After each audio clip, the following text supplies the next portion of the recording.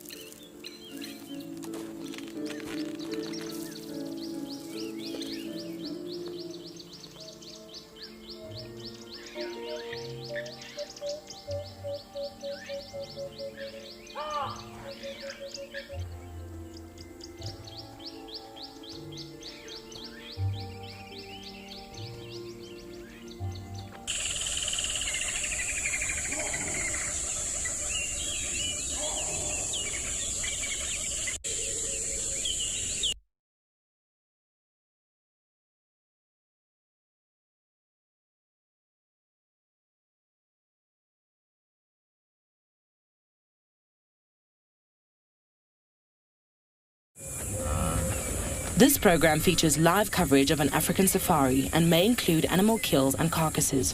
Viewer discretion is advised. Good morning everybody. Welcome to beautiful morning here at Djuma Game Reserve, where we just started actually standing around this morning looking around for whatever we can find. Most especially, it's still slightly darker. The sun hasn't really actually sun rise yet. So we're just going to work around in this area. It's not much. Came to very much of the beautiful of this watering hole where we saw bulls elephants here yesterday, and then I'm hoping to see more of the elephant when the sun rises. So in the meantime, jump aboard everybody to your very own live safari through the African wild.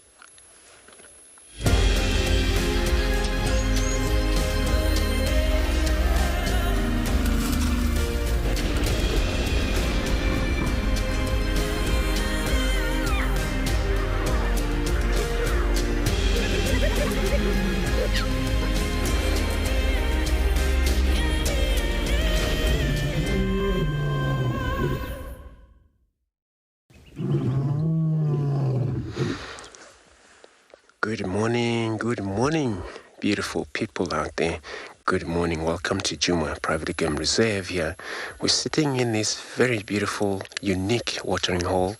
All we listening, it's all the birds coming about, started to be active. I believe it's going to be such a beautiful day once the sun came out for us.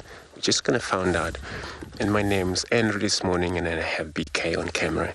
So we're planning on coming to this area, which is actually in northern part of the boundary, which is in Beblisuk to the north.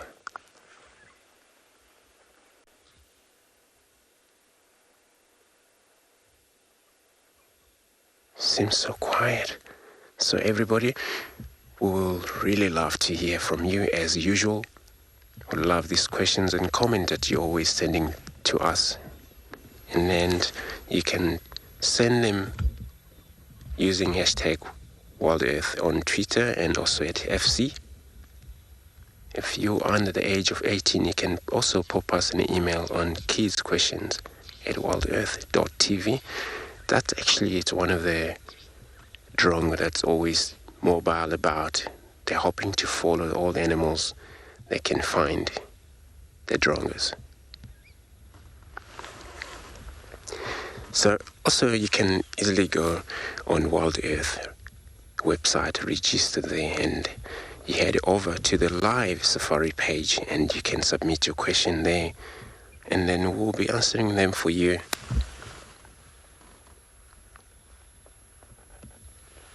It's difficult to catch that bird, especially when they're about to get mobiles. They're hungry, they gotta hover around a little bit.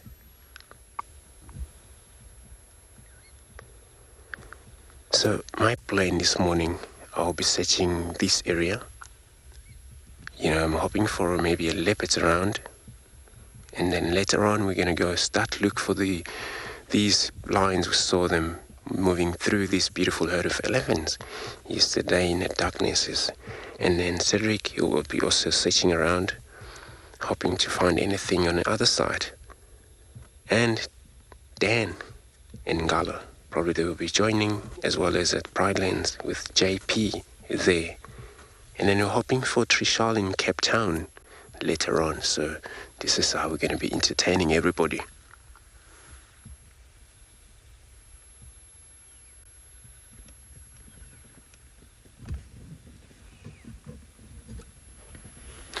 It's just such an amazing how we actually, when you get up in the morning, started to drive around, you all think, it's scary, but once it's anything from 4 o'clock in the morning, 4:30 in the morning, it's a perfect day. When we started there with shining spotlight around, hoping to find nocturnal still moving around. So everybody, let's take a look at the weather on our various locations.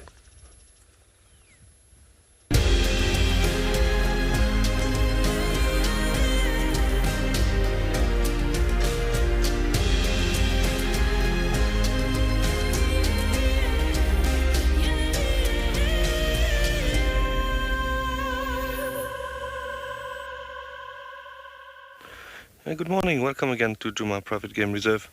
We're currently on quarantine, beautiful morning as you can see, and we're waiting for the sun to rise. So my name is Cedric. I have Darren on camera with me this morning. Our plan for this morning was to head around Philemon's Cutline, but I heard some crested francolin calling in the background there. They seem to be quite upset. I think before we do that, maybe I will go check on the view tailor access if there's anything there, and then make our way. But for now, let's just look at this beautiful scene. Yeah, we're really hoping for cats this morning. It has been a bit difficult for leopards especially. Andrew got some lions yesterday. That was very nice. Apparently had a twin dam with some elephants. So hopefully we can get you some more cats.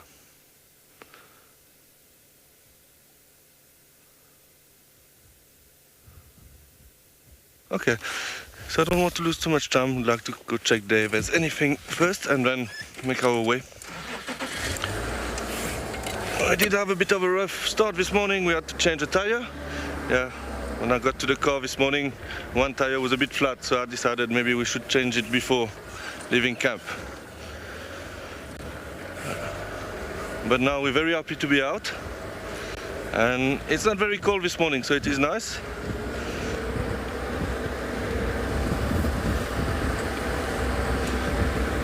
Obviously, when you hear some animals being quite upset, it's always good to go check. Doesn't mean that there will be something. As I can see, there's some impalas there, but they seem very relaxed. But this crested francolin was quite upset.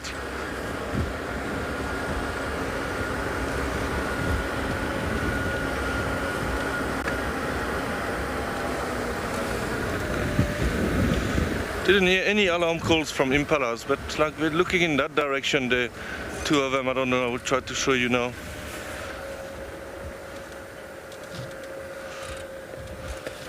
So as you see, this first impala male there is looking in that direction quite intensely, but didn't do any alarm call. Okay, so we'll scratch around here first and then make our way a bit further on the property. In the meantime, we'll send you to Dan, who would like to say good morning.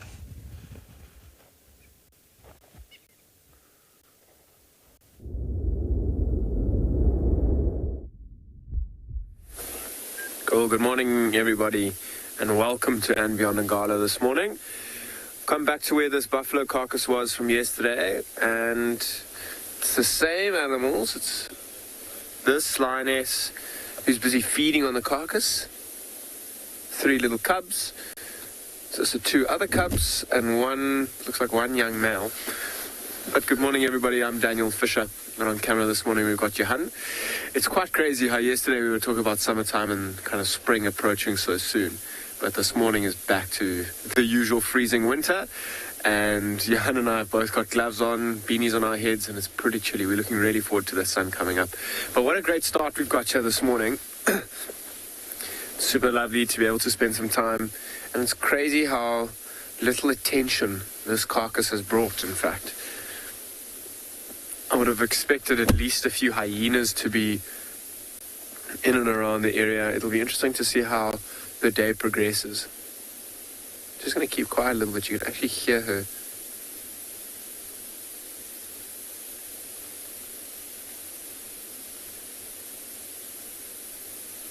Like pulling the meat away from the bone.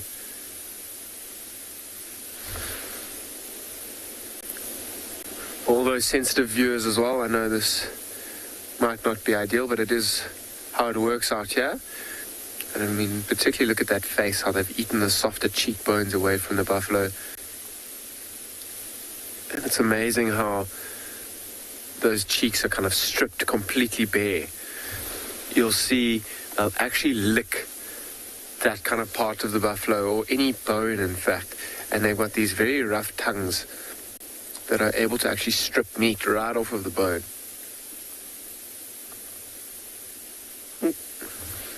The 2 cubs are playing. They're just behind the bar at the moment. Let's see if I can't roll back a bit. Can you go back a bit, Johan, for that? Good. Okay, we're up. Okay, cool, they're up and about. Let's just stay up for now. No, they're just behind the bar. But these little ones, very happy, got very full bellies, as you can see that one there. They've also been eating this carcass. And they've now got all this excess energy to play around, and it's been quite interesting. I can't believe that there's no other activity around here this morning, and one of the biggest reasons I'm saying that is there's only 2 big lionesses. It is a buffalo carcass, and there's lots of attention. There's still lots of vultures around in the trees. I can't believe there's not even a hyena around here, and we've got a super high density of hyenas. Look at these 2. Super high density of hyenas around, and this kind of carcass should attract a lot of attention. And with only 2 big lionesses, if there were lots of hyenas around with the presence of these cubs, I'm sure it wouldn't be too difficult for those hyenas to kind of intimidate and chase these lions away. But it doesn't seem like this carcass has brought enough attention this evening.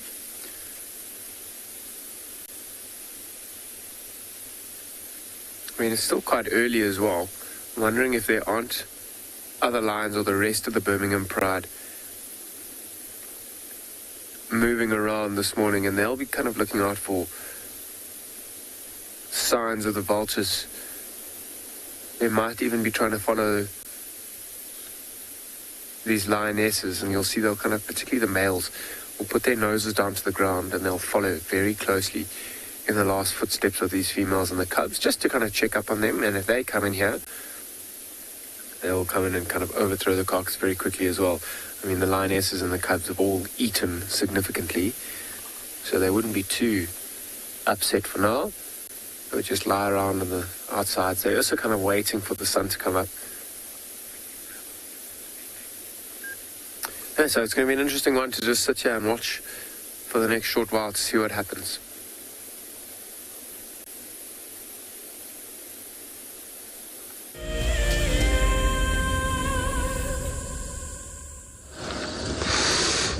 So we mobile bumbling around, so it's actually morning bumble this morning, and then we're just gonna see what has moved about.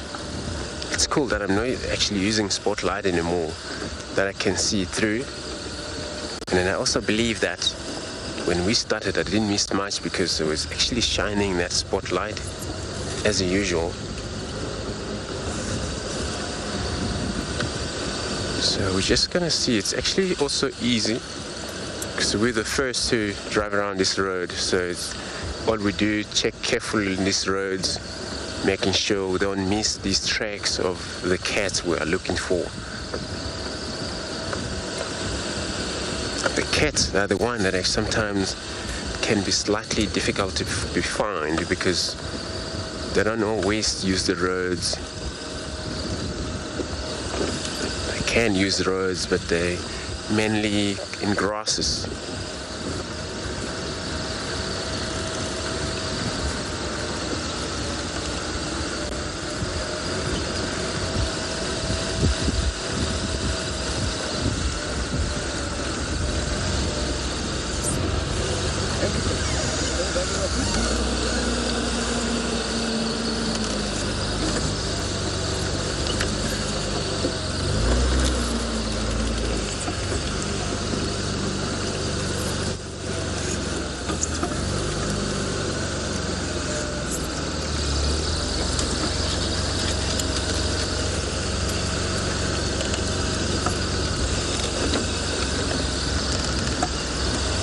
So yeah, I can't wait to find a leopard or a lion,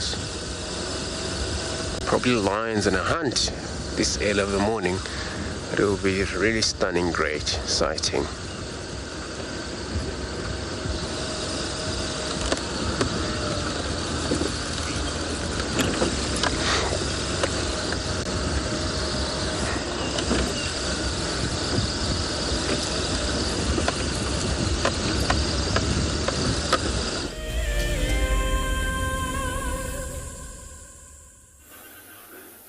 Good morning and welcome to WildEarth. We're out on bushwalk. At the moment, we're on our favorite little dolerite outcrop, just looking and listening to what we can hear and see before we start our walk. sun still needs to come up, and we're waiting for a lovely sunrise in the next few minutes. So my name is JP LaRue, and behind the camera we've got Gerrit. So this morning we started our morning in camp with coffee as normal. And what happened is that there's a hyena that came in, that rushed in and stole the rust box. So a little bit earlier, we were actually listening to his sounds in the distance and wondered if it's worthwhile to try and actually follow up and see if we can actually get our container back.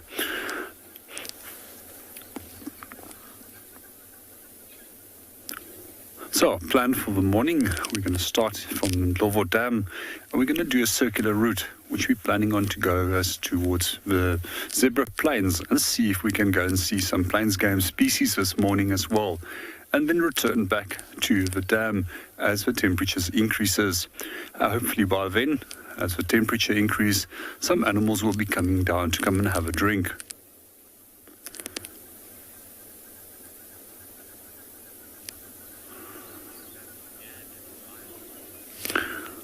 We're going to spend a little bit more time right over here, wait for that beautiful sun to rise. But let's go and see what Dan and the lions are up to.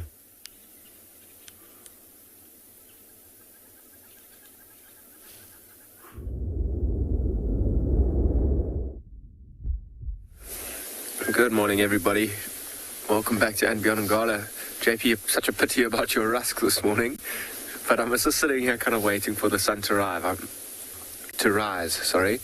It's actually crazy how cold it is this morning. I was shocked when I started to drive. Kind of got myself so excited for summer. Look at this white little cub kind of sneaking in below the lioness's head.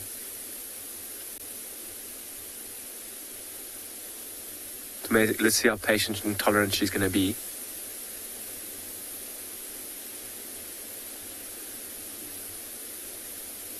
She's kind of just holding onto the spot that she's got, and the little one is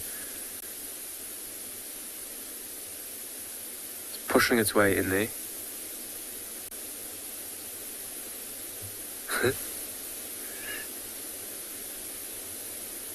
You can see how heavily the female's breathing. If you can listen carefully, you can actually hear her breathing.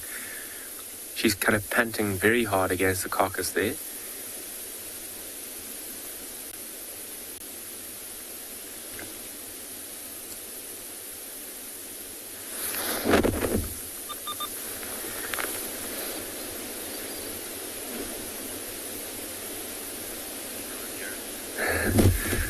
So apparently you can't hear it, but that's all right. You see, now that the cub's made space, she's kind of given up on it and she's moved back to feeding, and now the cub's come around the other side. That's going to be a much easier way to get to that spot that you were looking for. It's quite interesting. I mean, without the presence of other lions and too many hyenas around, I'm sure they may be on this carcass for a couple of days, in fact. Normally, a buffalo with the Birmingham Pride doesn't even last a full day because there's normally so many lions that need to feed on it. But with so few of them around and very little competition, I'm sure this carcass is going to last a long time. It's interesting. I mean, the wind is blowing quite strongly from north to south, and this morning I got a whiff of this carcass way before we got to it, even before I started seeing vultures. Which does mean that the smell of this carcass is traveling around, and maybe there are a few hyenas that are kind of just resting in the peripheries, just waiting for a chance, kind of like the vultures.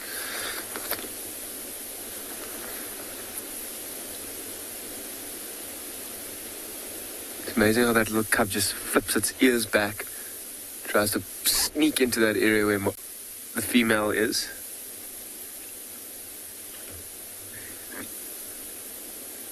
There's a young male there as well, young sub-adult male. He's obviously had his fill as well.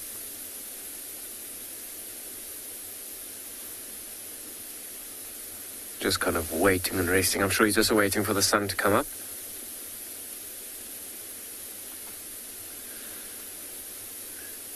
It's always amazing just to sit here and watch what unfolds. I mean, these lions are all very hungry. it might be Trevor. Do they also eat the skin of the carcass? They'll try their best to avoid the skin, but yes, for the most part, they may end up eating quite a lot of the skin.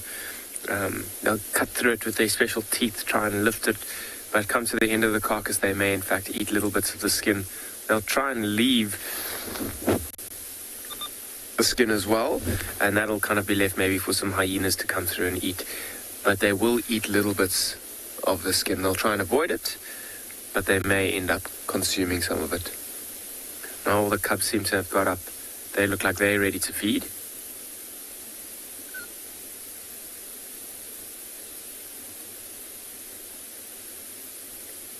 I mean, it's always amazing how these lions have been feeding on this carcass now for a day, and they are very full. But when there's even a moment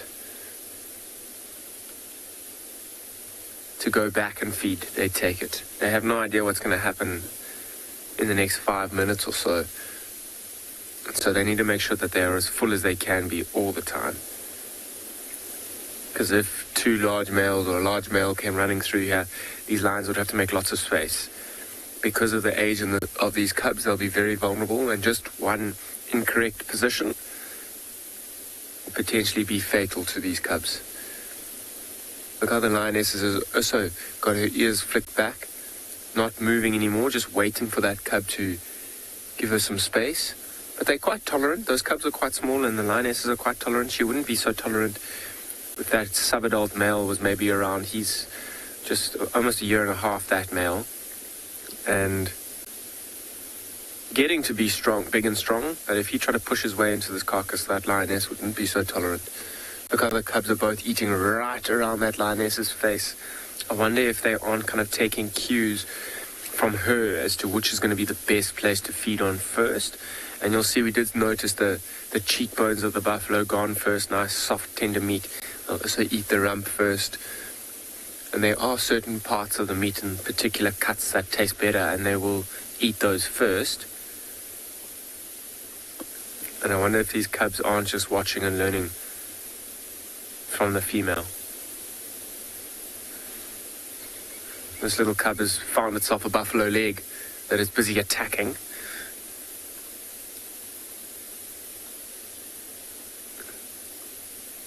I mean, you see how the female's chewing like that. She's turned her head completely to the side. She's got specially designed teeth called the connatural shears, and they will be able to cut through skin and tendons like that. And that's how that leg would have been separated as well. Would have been cutting through the skin and the tendons to separate. So it's quite interesting. I've just heard a whole lot of Franklin's alarm calling and like kind of being flushed. I wonder if that doesn't mean that there's another predator of sorts coming into this area. It also got the attention. You see how those lions have stopped and listening?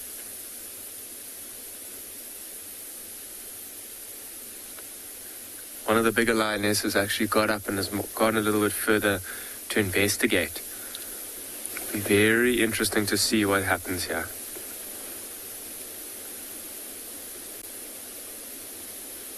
If it is another predator.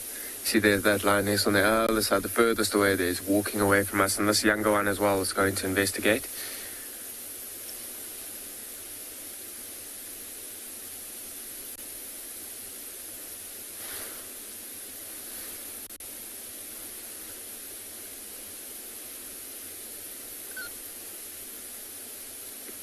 And they'll have to be super alert and super aware, as I was saying.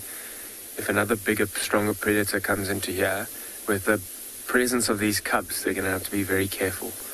They haven't got the protection of the numbers of the Birmingham pride around this carcass. They also haven't got the protection of males.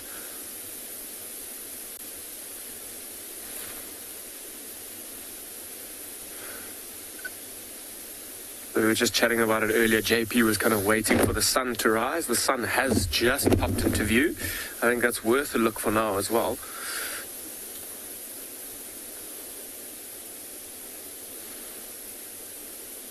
Really is beautiful. And I'm very excited for that sun to come up and warm us up. I'm quite grateful that we're here at these lions so we don't have to be driving around too much and getting that really cold air. There's also a Verreaux's eagle owl that's calling in the distance there. Really is quite special to be able to sit here. I mean, these lions and their carcass are a couple of meters away. Beautiful sun rising, beautiful noises of the bush. What a scene.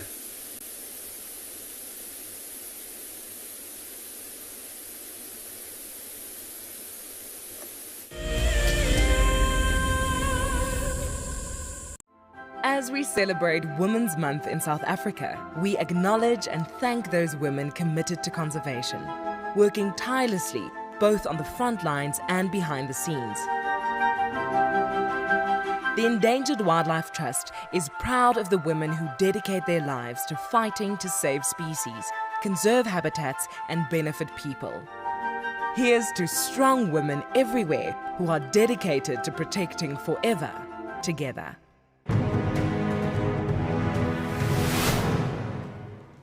And I turned to Shaw and I saw that she had this panicked look on her face. Either she was afraid that something had happened or she was afraid that she was going to miss out on something. But instead of her missing out on those lions, we drove up next to them and I switched off the car so that she could hear what was going on. Now, these lions had killed a kudu, and she could hear these two cubs, both 8 months old at the time, busy pushing and shoving each other out the way to get to the best parts of the meat. And the mom was lying just to the side in the shade. Now, I'd known that before losing her sight, Sean probably knew what a lion looked like. But I really wanted her to know what this lion looked like. So for the first time in my guiding career, I started to describe to someone what a lion looked like. And I found that, I started to notice things in that lion that I'd never seen before.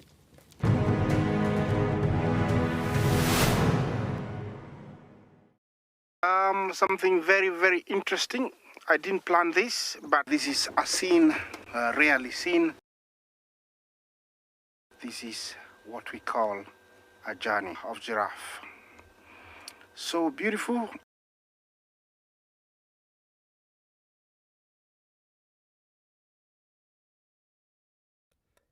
Tune into WildEarth every single day. It's in your nature.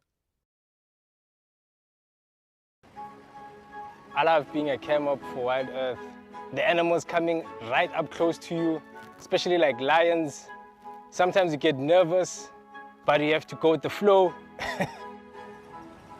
My favorite animal to film is the elephant because of how big it is. But when it's really up close to you, it's one animal that you would say, I really respect you.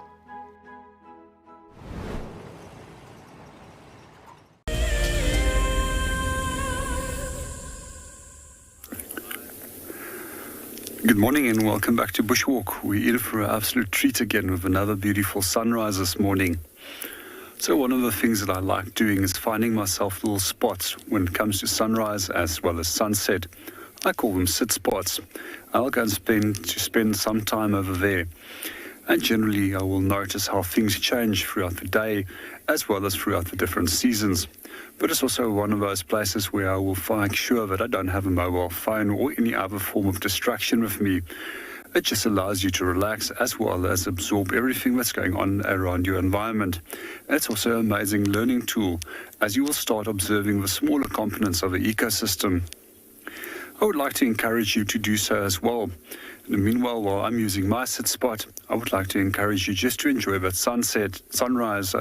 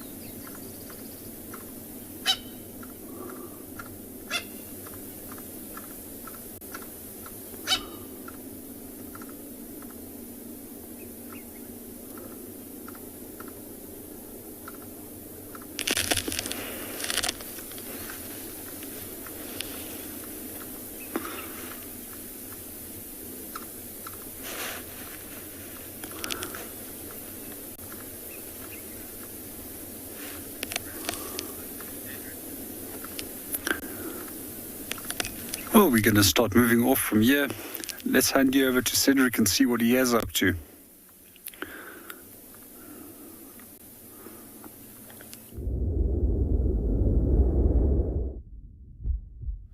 Welcome back with us. So we're currently on Leadwood Road, and this is where we often see Batilda. And unfortunately it's not the best visual, it's a bit far, but on the branch there you can see, still in the same area. We're very close where we got that great sighting yesterday, and it was calling very close to us. So I just wanted to do a little follow-up and hoping that maybe he might call again today, but it's been quite quiet.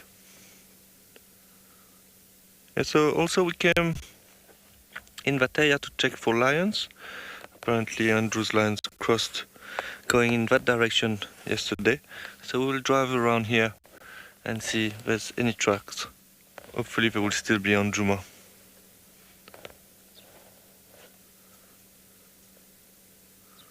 Yeah, so most of the time you drive here you will spot Batilda.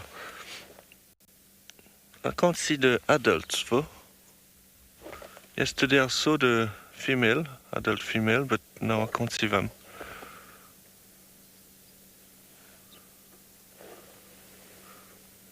Walking. Still a bit sleepy, very nice of it to look at us. There we go.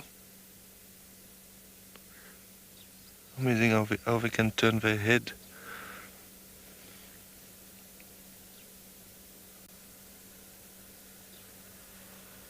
Saying hello to us. Yeah, it is still quiet on the property. I don't think there's many vehicles out yet.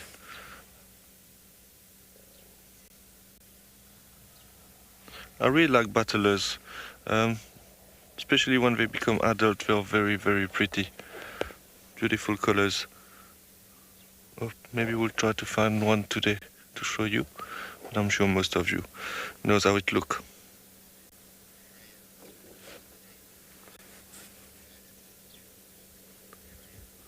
Are you saying that yesterday was the first time you heard a battler call? Yeah, it is very nice, and you don't hear it very often. I heard a couple of times before, in the Kruger Park, I remember. Yeah, so it is very special, and what made that sighting even better is that we were very close to Batilda, and he was right on top of us, so it was a perfect setting. We were very lucky there.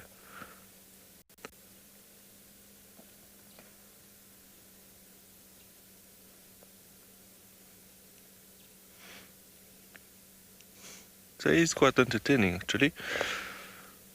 Obviously now it's early in the morning, just waking up slowly. So for the battlers it's nice to follow them also as well sometimes, because they will be one of the first bird of prey to be on a carcass, so it can help you to find a kill. For example, if you drive and you see maybe very close to each other a battler and a tawny eagle, that might mean that there's a kill around. Sometimes they arrive even before the vultures.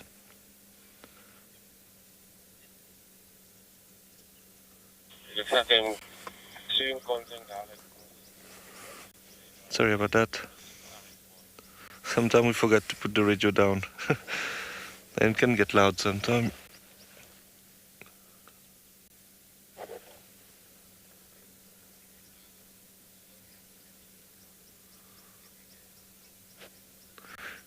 Nico, Nova, you saying so happy that we look out for Batilda every day? Well, I think yesterday was so nice that I said maybe we were in the area, why not to come check if he's here? And yeah, we spotted him from quite far, and the nice thing is quite nice in the open. But normally they like to stand also on dead trees like yesterday, because it gives them a bit of better visual to look around, and also it's easier to land on dead trees because there's less branches. But yeah, always nice to see that little bird. Not so little, we can weigh up to just over 2 kilos. Obviously, when he will get to adulthood, the plumage color will change. It will be more black with a bit of white, grey, and beautiful orange, red beak. Same for the legs.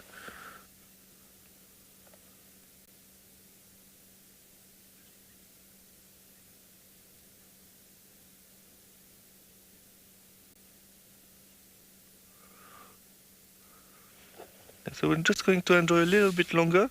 I don't want to take too much time here. I just want to try to follow these lions around. Maybe later on what we can do also, if we drive around here again, come check on it. So I will sit here a little bit longer and then start moving.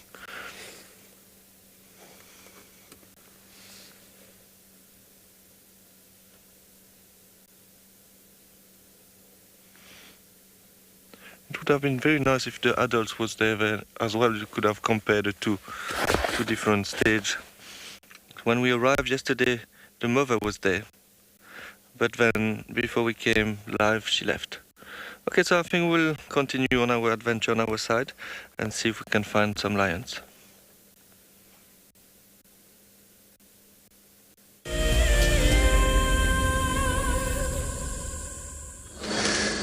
So everybody, we're still on bumbling around. It looks like we've got a very good antelope there. Looks like a kudu. Feeding about, well, kudu there browsing, so the browsing kudu there.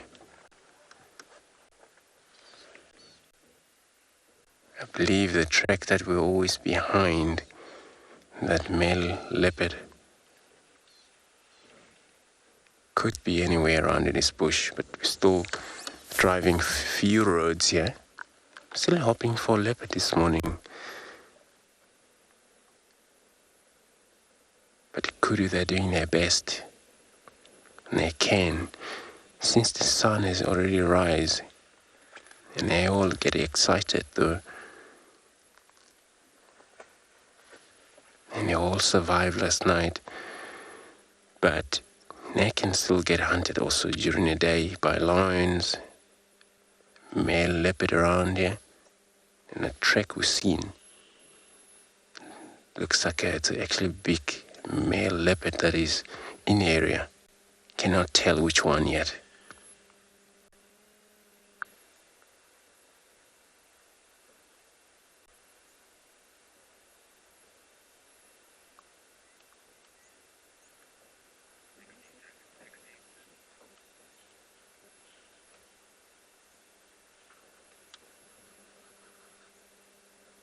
So kudu always means to be in a very thick, when they come out to the open area, they can do that, it's not a problem, but they actually browse. They don't specialize with the grasses. Many times they would feed from these trees around here. That's why wherever they are, it has to be nice cover, so that they can exercise their need, which is this foliage, all of these leaves, twigs, pods from these trees.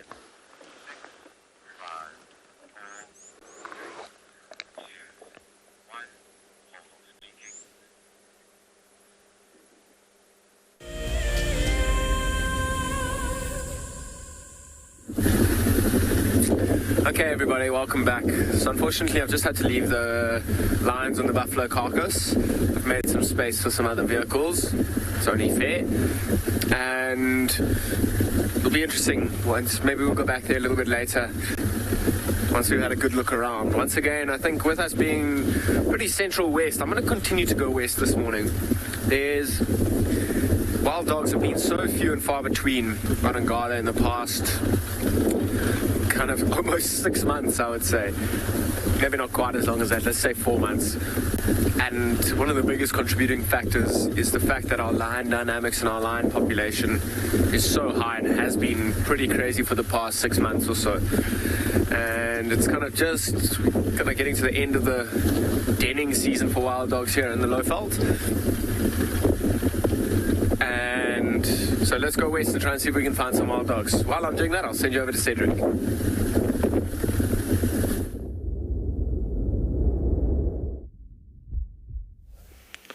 Welcome back with us. So we drove a little bit further and we found a pair of adult battler, So yeah, it's quite nice to show you that, because we were looking for the adults when we were with Batilda, and we're not too far, so maybe it's other parents, I'm not sure, but mostly probably.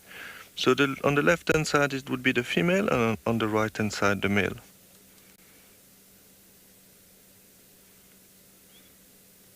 It's amazing. Sometimes you'd say, okay, I'm going to look for lions, and then you get some beautiful bird sightings. They are really beautiful, beautiful birds.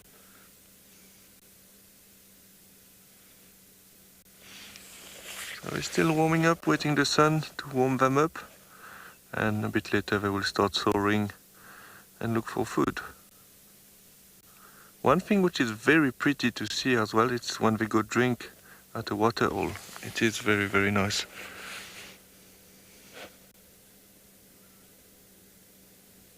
So obviously now you can see, and you knew before, but the difference between a juvenile and the adults. It is amazing how much the plumage change.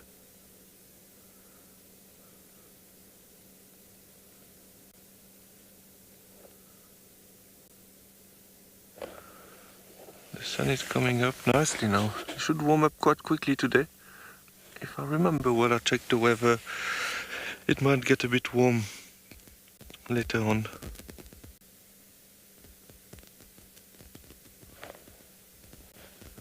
So we're sitting quite far from them, but as you can see on the branch, you can see like a little mass. That's what we spotted, and this is how you will spot birds in trees as well, like an unusual feature in the tree.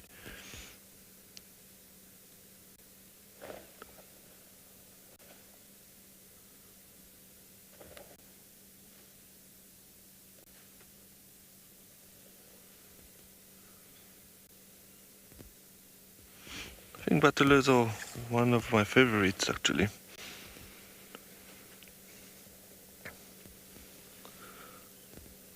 So you can also distinguish them from male and female when they fly. So when they fly on top of you, you will see underneath the wing. If it's mostly white with a little line of black, that would be the female. If it's almost half black and half white, that would be the male.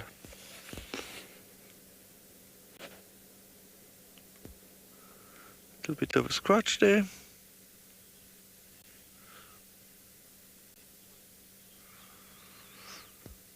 Danny, you think if the parents will always stay close? Yeah, like for example, now we are, I don't know, let's say about 500 meters. But it depends. Obviously, when they will look for food, they will cover quite a big distance. So I'm not sure how far they will go. But yeah, they will stick around, but they can go quite far if they need to find food.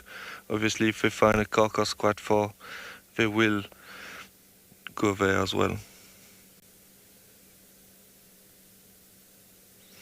The thing is that distance is a bit different for birds, because when you fly, you can cover a greater distance than when you're on the road, obviously.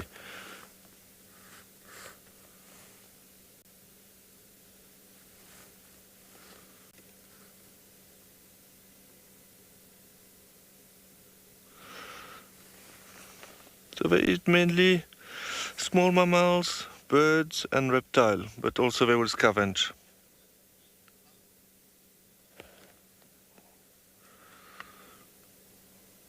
Yeah, so they will also scavenge, and as I was saying, they will be quite the first one to be on the kill, before some vultures sometime.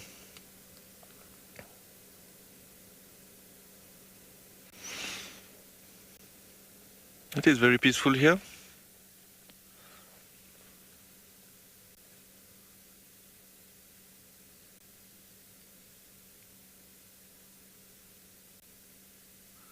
Would love to see them start flying actually, but I think it's still a bit early.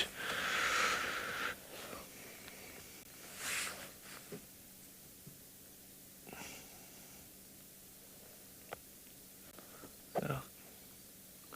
I think what we will do, we'll continue on this road now and check Chitakat line, see if we can find anything there, and hopefully find some lions.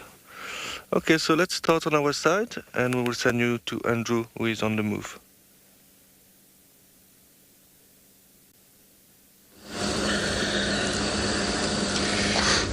So everybody, we are mobile again. So now on our bumble, what we've seen male leopard tracks there. We're still tracking up where he actually crossed to Barisuk and then back to Djuma again. So now the track is not on the road, but we're actually hoping that whoever it is, either on a hunt or he's reactivating their scent, which they can do that through chemical urination. So I'm going to check another road, so via Telemenaxis on that side. Very interesting because the tracks when we got it looks old, probably like yesterday or so, but got it again, it's even better. It looks clearly, so probably somewhere midnight or so. So we're gonna find out, we're gonna search around here, hopefully we get to see who's the male is this.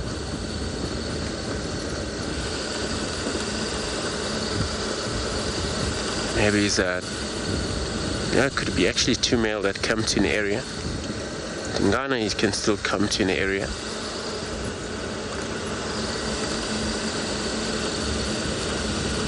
And then Toto's pen also, he can still come to an area. As well as the Tavangume as well, so he can also. So we can only find out when we find that male, which one that could be. So I'm gonna stick with this one because there hasn't been much of a tracks leopards in this area for a while, especially males. I know Tlalambash was around, but also she's not sure where she went. She came this far north from Treehouse Dam when we tracked her tracks the other day.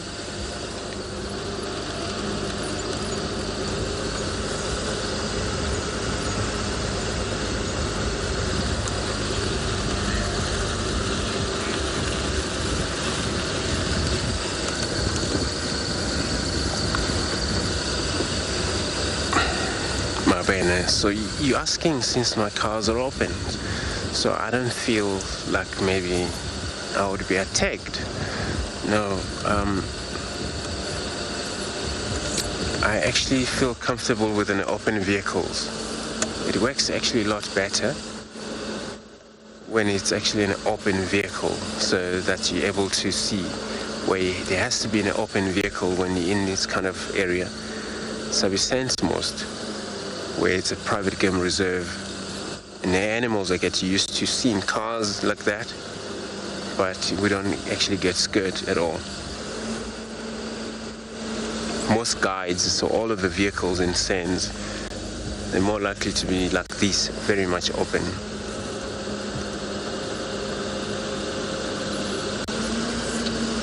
Well, my one actually is little British car with a very short space, and then such a beautiful. But it's so cool driving in a very much open, give us a lot of chance. You can able to check around. So now the final tracks actually cross the Via Telemenaxis stretch south. So I'm gonna take another road down there. He was moving because then he was using these game paths which created by various animals, such as an elephant, the old impalas there. Okay, sorry BK there. So BK spot the bird of prey right there. Looks like African harrier or hawk. That there. From this far, yes, it is.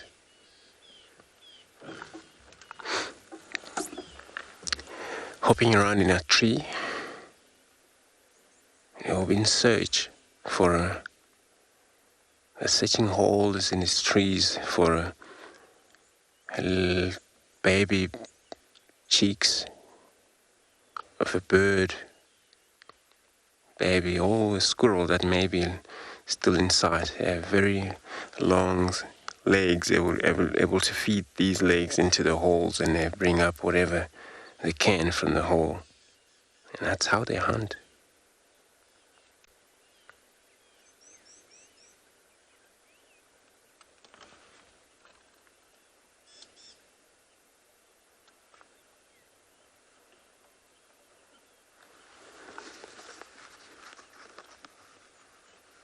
So interesting. Look at that.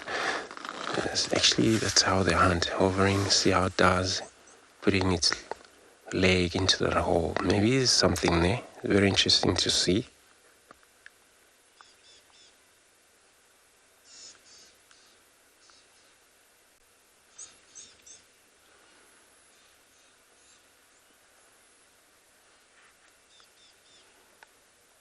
Went down. Probably it's going to come up again.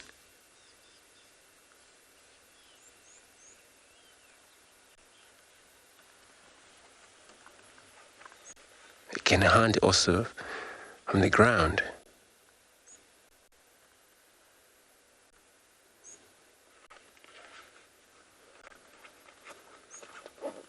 It hasn't come up, but it will do. So in this mound, it happens these dwarf mongoose are still sleeping in this mound. And that bird will be able to do the same, hunt in these mounds or holes.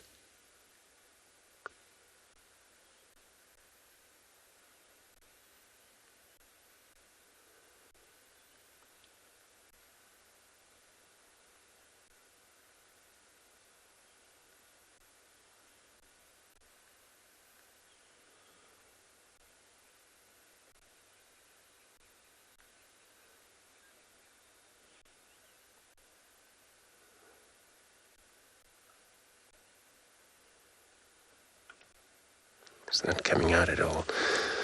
So I'm going to move forward, probably see more of that African harrier hawk.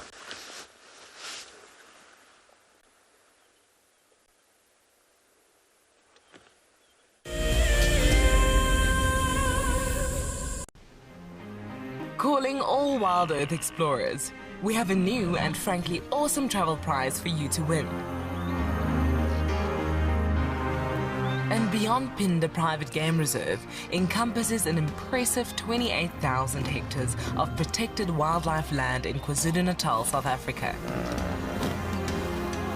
As you have seen on WildEarth, andBeyond Phinda showcases one of the continent's finest game viewing experiences and is well known for close-up sightings of the elegant yet elusive cheetah as well as the rare black rhino.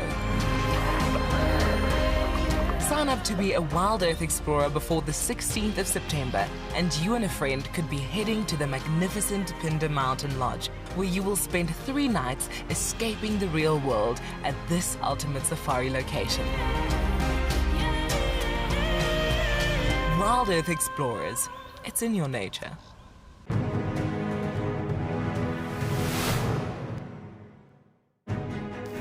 Here at the Advanced Rifle Handling Challenge, which is actually lots of challenges in one to gauge the contestants' skills at different distances and different speeds.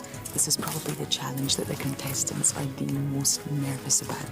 So let's get them locked and loaded.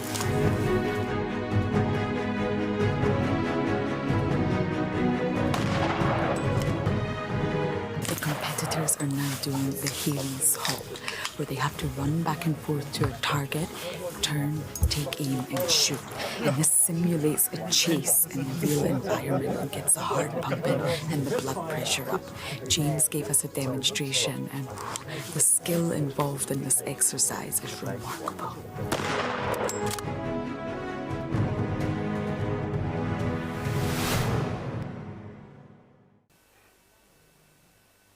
This is a battle of 2 great carnivores of the African wilderness. Whew. Whoa! You don't want to be under those jaws. Definitely, this round goes to the lion. Look at that. Fantastic. Expect the unexpected here on WildEarth.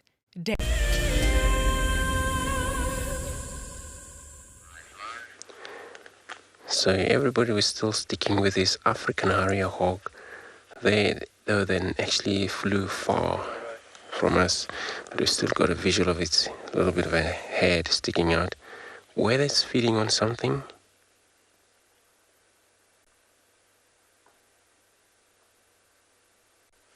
perhaps it's still looking around.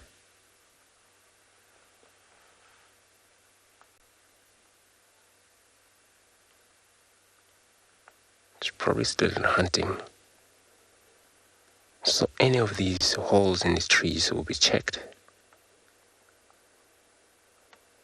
Oops. Got down somewhere there. It's gone down. Probably it's going to come out, but it's a way of a hunt for this bird. We have wingspan of 160 centimeter there. But it's, you see it, all right? Forward. I'm going to move forward. You good? All right, so we got it there. It's a very interesting bird of prey, able to do that. See how they hunt.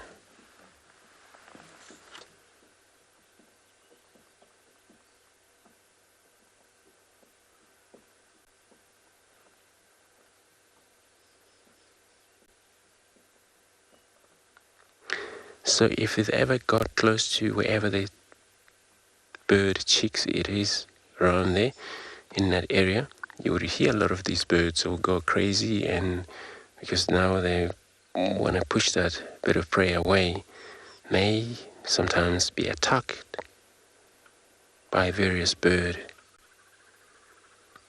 trying to defend their chicks from getting eaten.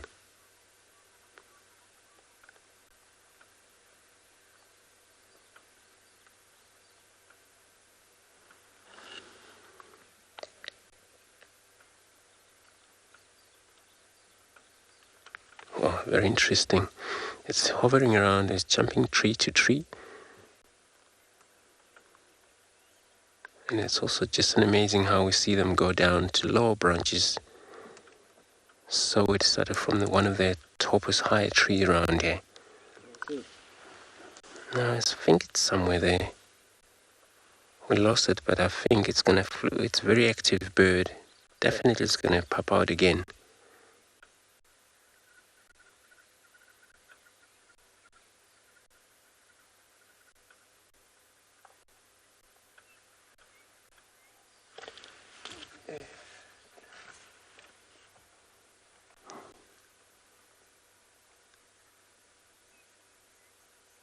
Yeah, there it is. Hasn't got anything yet.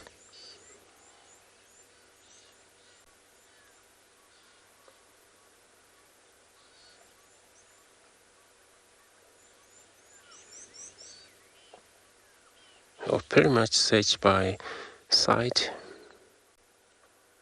many of these birds of prey. Only vulture that they may pick up in the scent of carcasses. Some tawny eagles as well. But a lot of these hawks, they would use their sharp eye to spot their prey.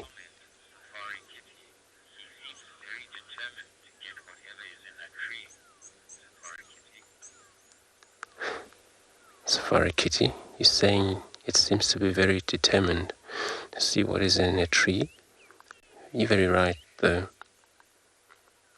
They don't. Sometimes they can just only guess what could be inside until they bring it up from the holes. But I can tell you, snake also would be bring it out that hole. Oh, look at these legs. They have long legs, just like a brown snake eagle's scaled legs. It's coming right.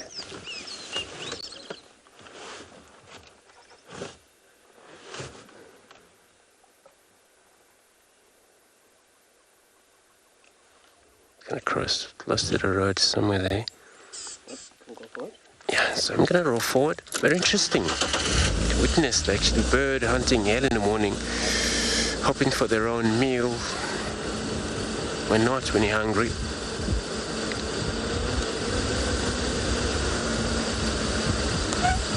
Actually, he's now flew across the road to the right, but I'm sure I'm still going to get it there.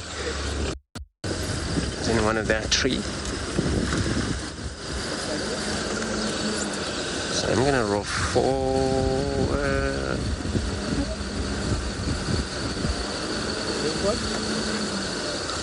Just gonna keep actually clear visual for everybody. That bird hopefully doesn't actually flew further than that there. Cool, still got it there.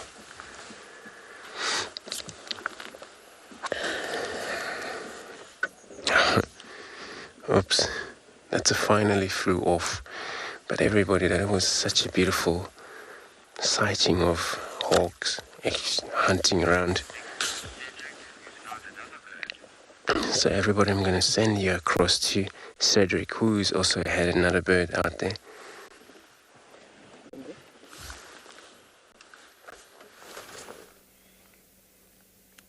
Yeah, welcome back with us. We found a tawny eagle.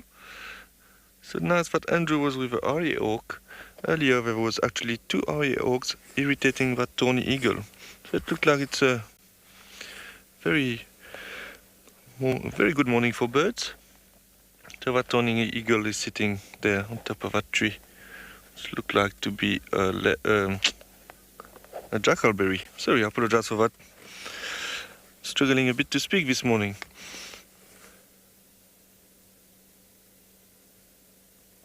So that tawny eagle is just sitting there. I've been there for like the past 10 minutes now. We did drive around and came back.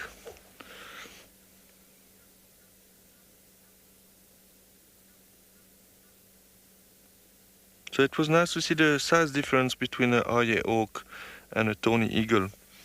While they were close to each other. So a tawny eagle will weigh just under 2 kilograms. And a RSA hawk will be under 1 kilogram, about 750 grams. So there's quite a big size difference, obviously. I think the wingspan of a tawny eagle will be around 2 meters. I don't have the exact number, but it will be around that.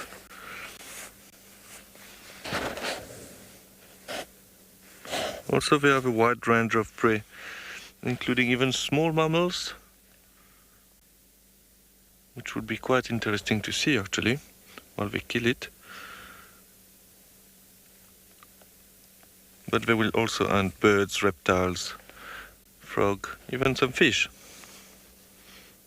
And obviously insects as well.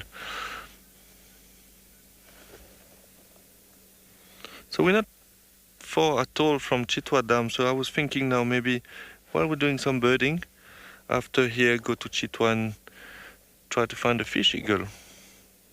We heard one earlier, so maybe it would be worth it to go check.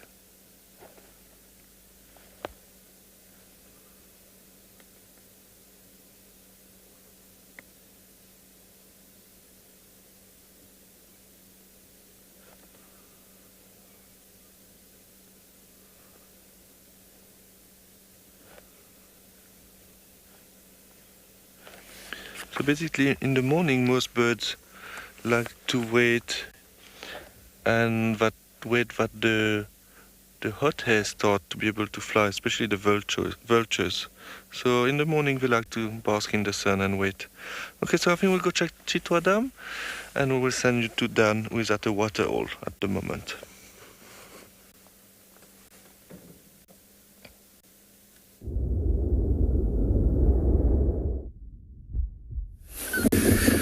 Good morning, welcome back. So this would also be a really good place to find a fish eagle, but instead we've got a crocodile that I think this morning this crocodile was shocked like we were. It must have been in the water for a large period of the evening and took the first chance it got to get out of the water to try and absorb some sun. You can see the sun kind of reflecting against it and actually lighting it up beautifully this morning. You can see kind of the spots on the side of it and all of its legs. Really is quite beautiful. And there are a couple of hippos in the watering hole as well. They actually look like they're jostling a little bit. Oh, look at that. Look at the teeth there, it's quite amazing. So hippo fights can be incredibly aggressive. I mean, look at those huge mouths and look at those bottom teeth particularly.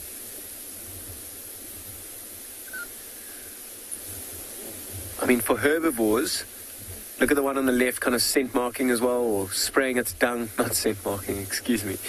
But it is kind of having like a territorial display there in the water with its tail. It'll be defecating and then scattering it in the water. Looks like that one on the left has managed to win this little skirmish. Those bottom teeth in the hippo are quite ferocious, and they push it up against into the other one's mouth, and they can often have severe wounds. After even a small fight like that, you'll see them kind of moving away, licking their wounds, so to speak. And that could have been just a very quick territorial dispute between two bulls. There are quite a few hippos in this watering hole, so it'll be a highly prized piece of territory. There are a whole lot of them. Those will probably be mostly females. I can see two smaller heads as well, the calves. And those two males who were kind of pushing and shoving each other there will be competing for those females. And if those females are in this watering hole, which the male might be controlling, if they come into estrus, he will be the one that will be able to mate with them. He may still tolerate that other male that was fighting with him. He'll kind of usher him to another end of the watering hole. As long as he's being submissive, he'll generally tolerate him for the most part. However, that smaller, probably smaller, or the one that lost, may very well leave this watering hole to go and find another place to kind of be on his own and recover before he may come back to try and compete again. I mean, this year there's substantially more water than last. I mean, this watering hole that we're sitting at, so it wasn't last year, it was 2 years ago now, actually dried up for the first time in about 30 years. And it's good to see it having made such a good recovery. This shouldn't be drying up, but as I was saying, there is so much water around that male that has just lost that fight may actually be able to go somewhere else and spend some time in a watering hole. He may not have the luxury of having all the females around, but that'll come when he gets bigger and stronger.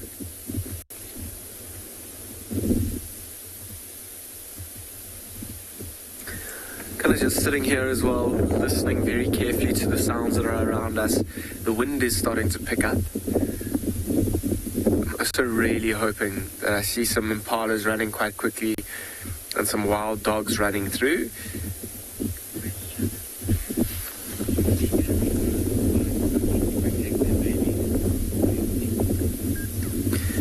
Darcy, female hippos fight only to protect their babies. For the most part, yes.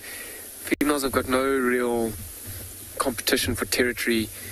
There might be some competition for space, but that'll also be for their young generally. And yes, female hippos can be incredibly protective over their calves, and that may cause them to fight. And it won't be a serious fight. I'm sure whoever they're fighting against will get the message very quickly, whether it be another hippo that's too close. They're not competing for too much, but they will protect their young. So, as I was saying, this western part of the reserve, there's a pack of wild dogs that have been denning in the property that's west of us. And they've been slowly coming further and further east towards us. And I'm really hoping to see them. And I was saying, I'm stopping and listening to what's happening around us, from the birds to impalas, listening out for alarm calls. And you will very rarely hear impalas alarm calling at wild dogs. So I'm not so much listening for alarm calls when I'm looking for wild dogs. I'm looking more for animals running, and I don't know if you've seen impalas, what we call stotting, where they kick up their back legs, showing just how athletic they are. That's something that I'm kind of looking for when an animal is alarm calling, it's kind of saying, I see you, your element of surprise is blown, and there's no point in coming for me anymore. And wild dogs don't rely so much on camouflage and the element of surprise. They rely more on their endurance to chase down animals and teamwork to chase down animals. So alarm calling at a wild dog is often a waste of time. It's more just run away and hope you can run quicker than someone that's behind you. It's not unheard of to hear impalas alarm calling at wild dogs, though, particularly in the beginning. Look at these two again. Are they sizing up? The one on the left still scent marking. I wonder if the one on the right hasn't got the message just yet. Look how he's kind of moving back. One on the left swishing his tail.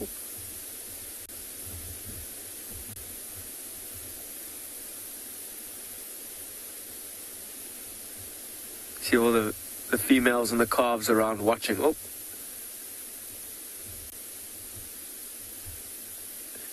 Keep a close look at the bottom jaw. There are those teeth that go up, and then there's teeth that go forward. Those are what they're really trying to dig into the other hippo. And they're long, those teeth. I've seen hippos' teeth or tusks almost being a foot long. Now that's a strong, sharp piece of equipment when it comes to a fight.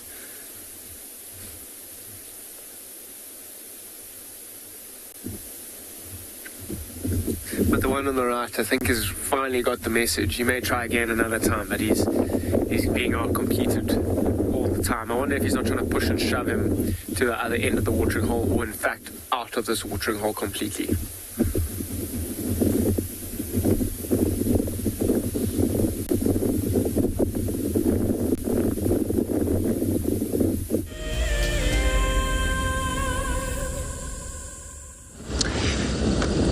So we're still on Bumble. So our leopard track's still moving further south. So what I'm going to do, I'm going to check the western boundary in case maybe he has already crossed to the west, that we know what to do from there. Maybe check for something else. But yeah, it just looks like he was not stopping at all along this game path there.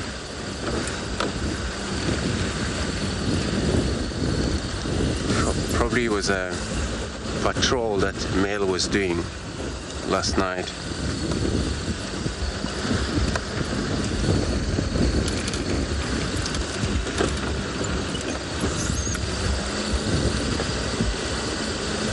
So it happens maybe he's a tortoise pain male.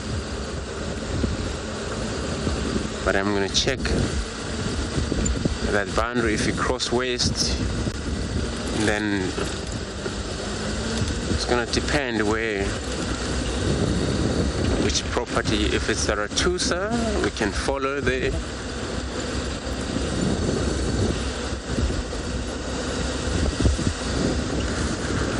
But if it's another property, Ratusa, I mean, if it's Mambila, we're going to follow, but if it's a Ratusa, we can't follow.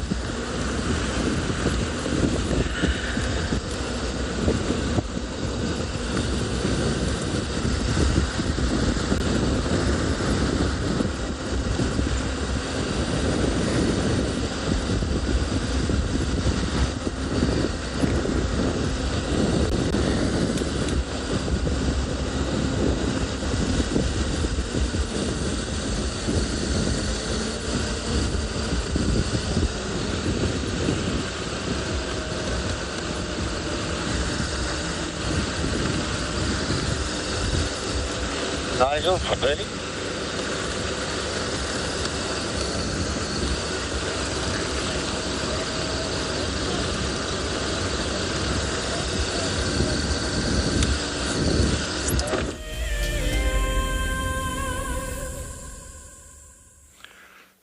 Yes, welcome back with us. So we are at Tswalu Dam, and we found another beautiful bird, the African fish eagle. It is very nice here, but there's not much happening. Quite quiet. except for the Egyptian geese there. I'm sure you can hear them in the background. But how beautiful is that?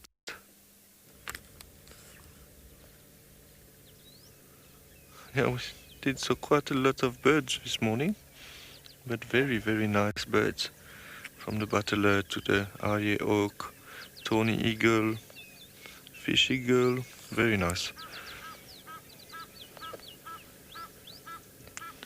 So while we are on Chitwa, I think I will drive around as well and see if there's any tracks or anything interesting on that side. And later on we will head back to Djuma. So the fish eagle is a little bit bigger than a tawny, it's a little bit heavier, 2.5 kilogram it can reach. I was really hoping that it was going to call while we are live, because it's one of the most beautiful sounds in the bush.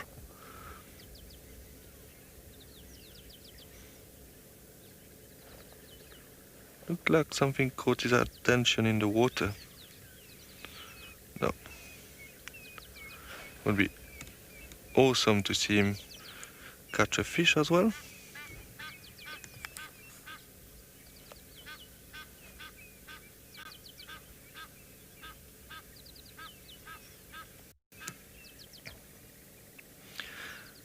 So they can lift prey up to 2 kilograms from the water. So it is quite impressive. Imagine a 2 kilogram fish being lifted out of the water from that eagle there. That would be awesome to see. So obviously they eat mainly fish, but they will feed on other animals as well, like reptiles, birds, even quite large birds. I saw in the past fish eagle kill Egyptian goose. It can happen. So there's a crocodile underneath, I think. If you zoom out, is that a crocodile sticking up his head, or? I'm not sure, sorry about that.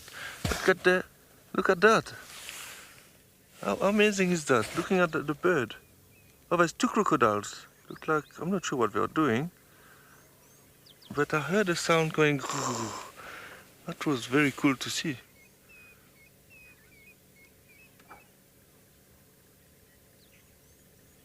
Might be mating, I'm not sure. I never saw crocodile mating.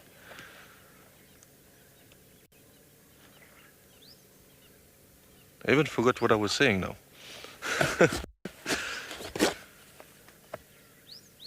It's amazing when you watch something and there's something else happening. It's like you get all excited and you want to look. Yes, I was saying about fish eagle can kill some Egyptian goose. So they have quite a wide variety of food. The crocodile is coming back up now, just underneath that fish eagle.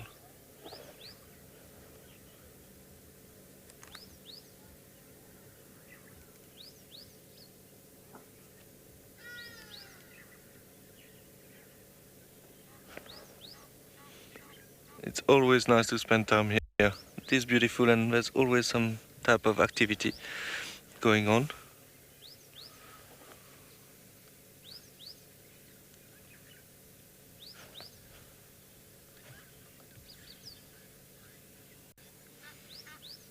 Tony, you're asking which bird of prey is my favorite.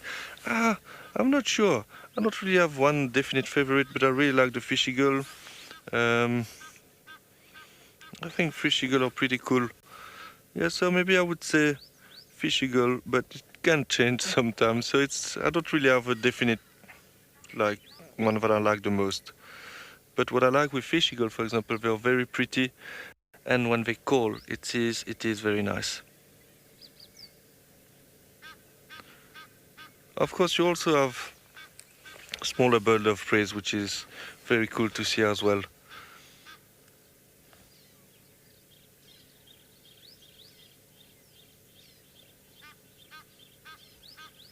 I'm really hoping that this fish eagle will call, but we heard it only once a long time ago when we were with the tawny eagle, so they don't seem to be in the mood to call.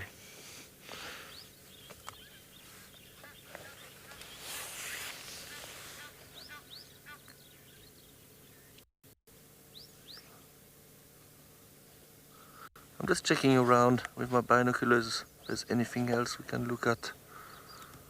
There's obviously some hippos, but they're all in the water. And that crocodile is still underneath that tree.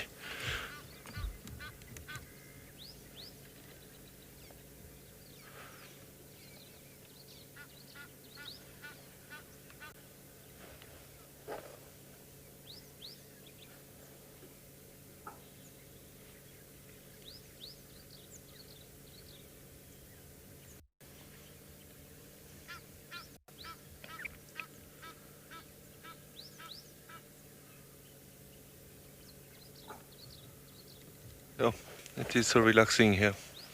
Very, very quiet and peaceful. Yeah, so what I was thinking now is drive around. There's a big open plain there. See if there's anything. And hopefully find some tracks. Okay, so I think we'll move on from here. Maybe we'll come check the dam again later. In the meantime, we'll send you to JP.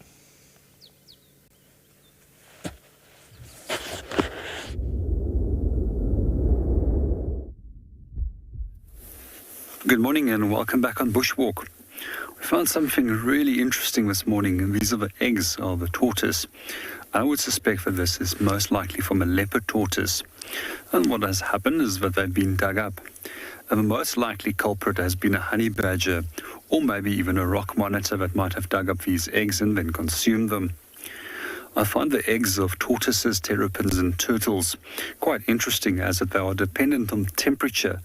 And that temperature will determine if it's going to be a male or a female that was going to hatch from there.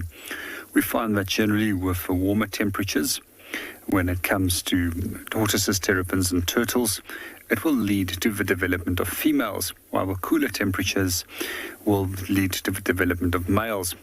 The opposite is true again for crocodiles. Quite often when you find that tortoises mated and they are ready to produce an egg, they will then dig a hole. And quite often the female will use the contents of the fluids inside her bursa to dampen the soil before she can start digging. And then she'll lay the eggs and then compact them with soil on top of it. And by the next season, those will generally hatch and then lead to the formation of a number of young. As mentioned earlier, we've also told about the crocodiles that also have eggs that are the sex is dependent on different temperatures. And one of the studies that they found in the Kruger National Park was that there was a skewed sex ratio, where there was a higher amount of female eggs hatching than normal. And the study was done, and they've actually figured out why. And it was done, was based on alien invasive plant species, which was taking up riverine areas and creating more shade, and therefore having a cooling effect on the nests. We're going to move on and go and see what else we can go and find. Let's go and see what Cedric is up to.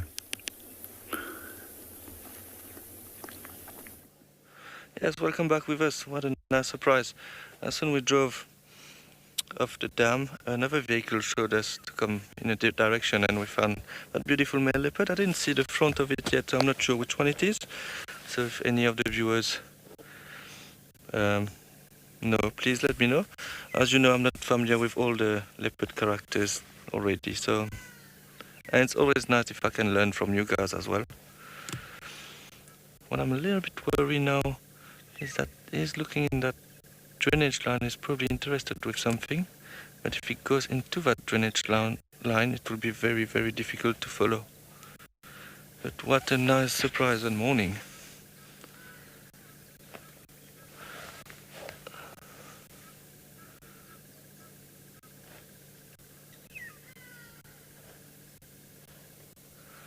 I will try to reposition that now, because I can see he's concentrating on something. I don't want to disturb the sighting, obviously.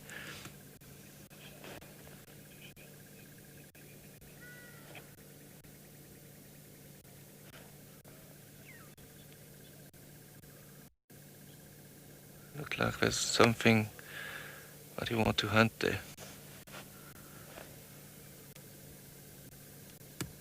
It's amazing how they can stand still, but you can see it's quite deep in front of us. There's a small drainage line.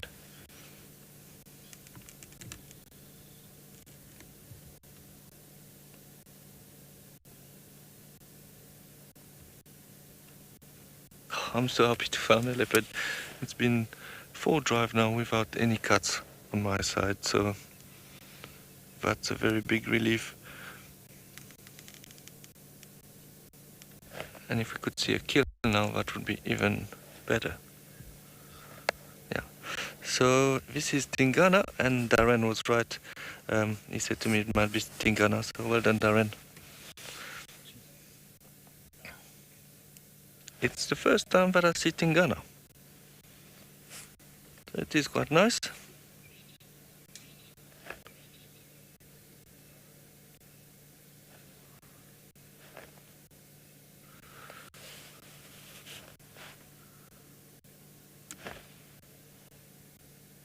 He's definitely interested in something down there. I can't see what though.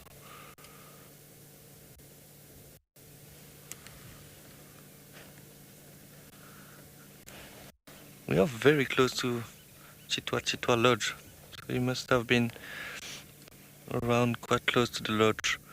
It is quite normal that he come quite close to camp sometime, even at Djuma. He have been seen very close to camp.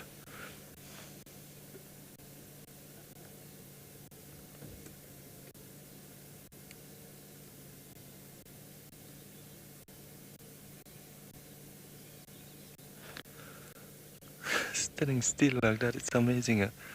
Obviously, it would be more difficult for the prey to see him if he stands still. I mean, if he start moving, there are more chance that he will be spotted.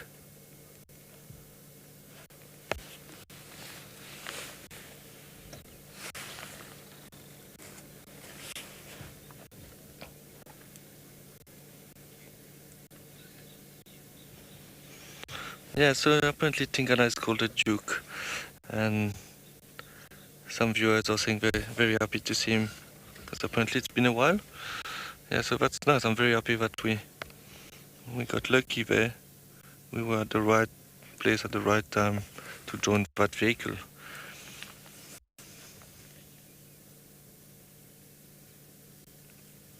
So obviously, as a guide, you always get excited when there's something happening. So when you see another vehicle and it's like you say, come here, we got that. So it gets very, very, very nice. Obviously, when you found some nice sighting like this one, well, I mean a leopard, there's quite a lot of emotion. And if there's a kill, there's even more emotion going on.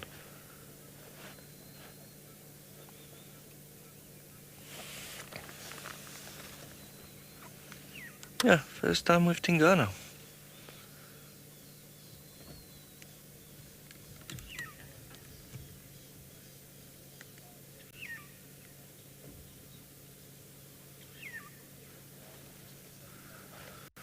I wish I could move and get a better visual a bit from the side. I can't really get a visual from the front. But as I was saying, I just want to wait a bit and see if he starts stalking. Don't want to disturb. Also with the car being on with the noise, it can be not very nice for the prey, because obviously we will cover lots of noise. So we try to leave it as natural as possible.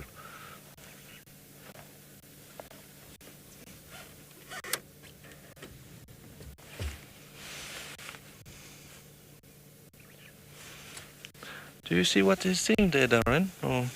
He's looking down on the path there. Yeah, but I can't see any animals down there.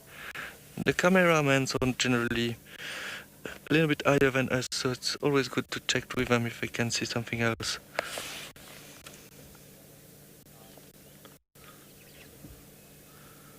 Yeah, I was lucky last time with my ribs actually. He killed a scrub hare right in front of the car. Unfortunately, we were not live. But yeah, I didn't see many leopard kills in the past, so if we could see a kill now, I think it would be really, really nice, obviously.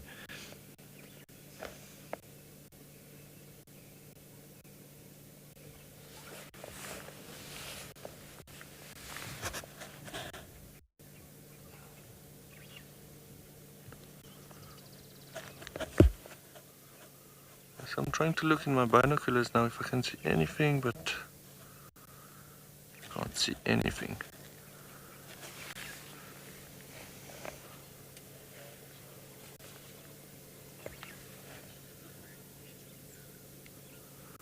Yeah, lots of your viewers are saying they're tense and nervous. I am as well. But I think I'm a little bit not a little bit, very happy as well. But it's so intense, you're right, to look at him standing still like that. And you can't really see what he is looking at. So there's lots of expectation and you're trying to find out what's going on.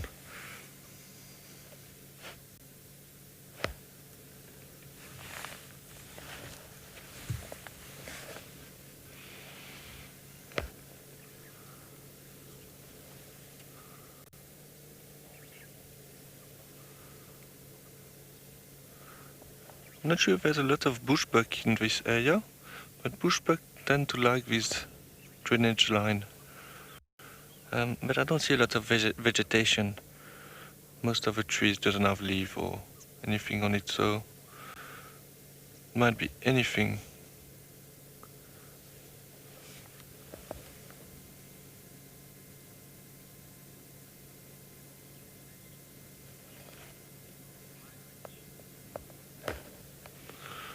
Carl, you would like to know why his shoulder blades is so visible. I think it's the way he's standing. I think his front legs are on top of a little log or something. So this is why it's going up like that. And it's true, does it look a bit weird?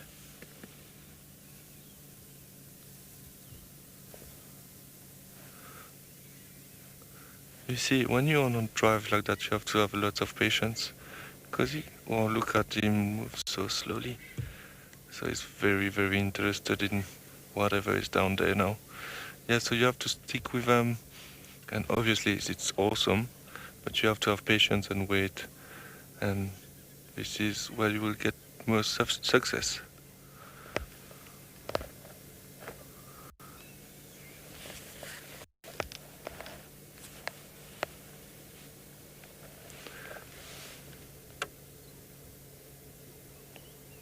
I'm having a bit of a goosebump there. It's like lots of excitement.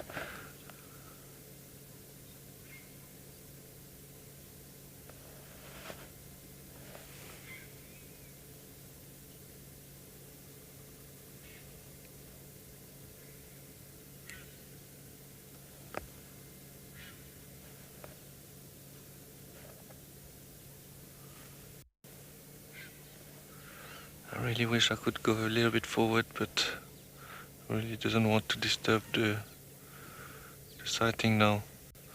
Because I could have gone a bit on the right, but maybe it's better to wait here.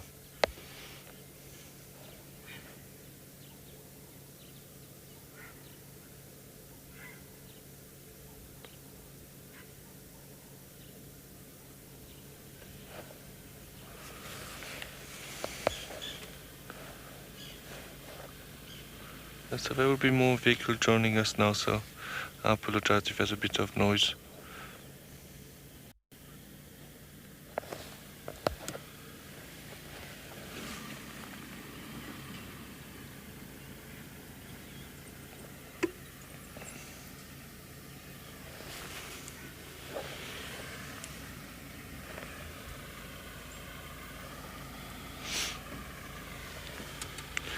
I can't still see what he's looking at, but it might be very close because he's not moving at all. Maybe it's just into the deep of that drainage line there.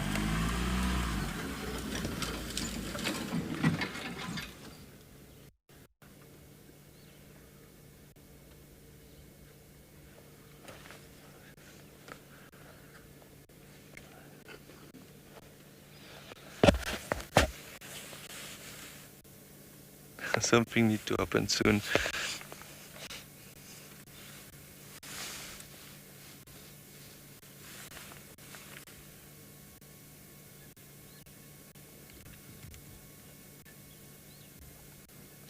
Elizabeth, you saying you hope it's not another cat that is watching? Yeah, definitely.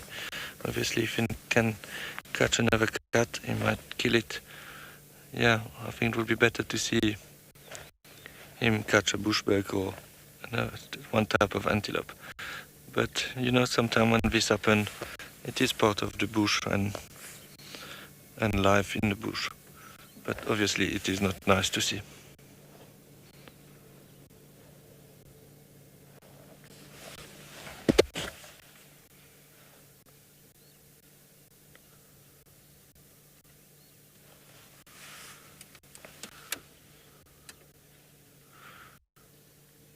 But whatever is looking, it can't be very big and can't be on top of a drainage line because I can't see anything. And I think if it was on the other side of the drainage line, it would have stalked to go inside the drainage line to get a better hiding spot.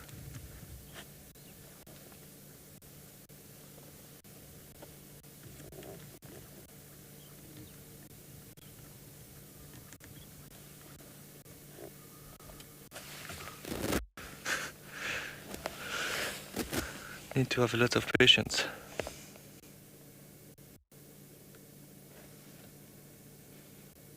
Obviously for the predators as well, they need to have a lot of patience. If they start chasing the prey too early, they will probably miss it, so they will wait for the right opportunity to start, especially for the leopard to bounce and catch the prey.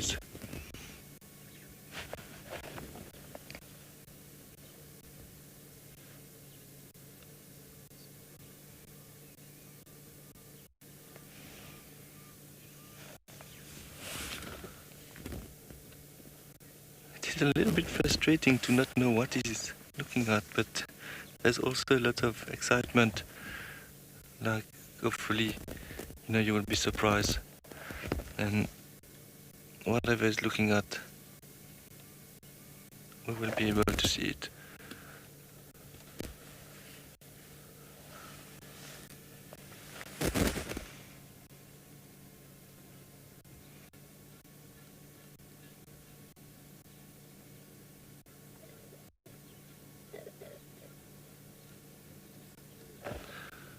It didn't move at all since we got here, since we stopped here. It's been quite a while now.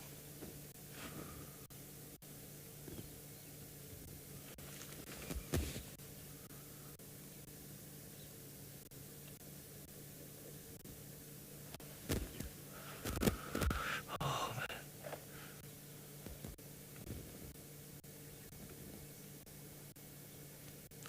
I think if we see a kill now with Tinga now, it would be very lucky, especially for myself, because I never saw him before. So if the first sighting I have of him, he make a kill, that would be really, really lucky.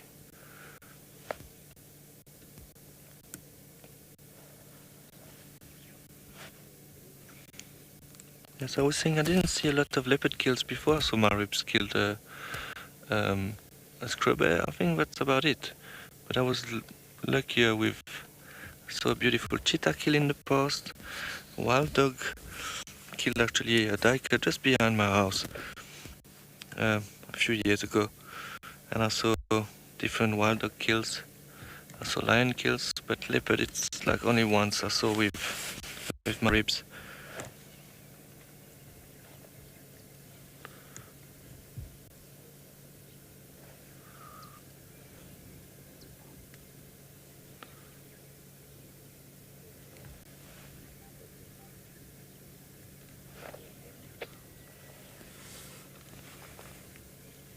Demi, you're saying, wow, he's really invested in this ant. Yes, because the way like he's looking there and it's not moving at all. Probably whatever he's looking at is looking in his direction, so he can't really move now. If the other animal will turn the head, he will probably start stalking and go lower to the ground.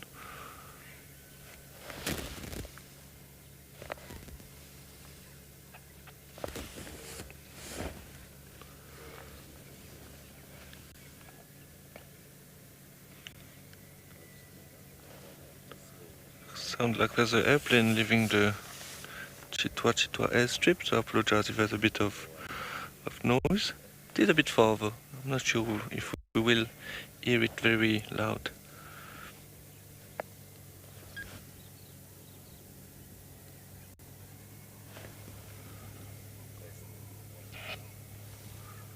It's amazing when you start looking like that and trying to find what this leopard is looking at. You start seeing stuff. But definitely I didn't see anything yet.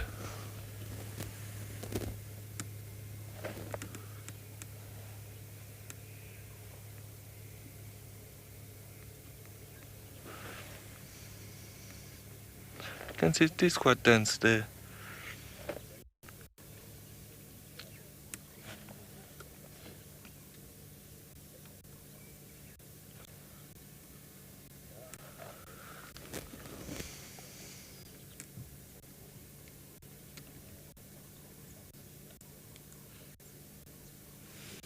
Yeah, so a big male leopard can weigh up to 90 kilograms. So it is quite a big animal. Tingana is a big leopard.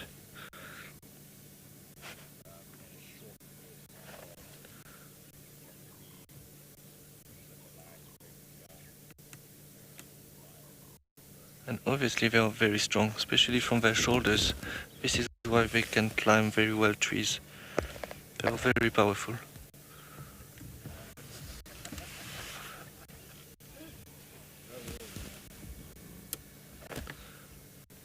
I'm not sure how long it will stay like that now.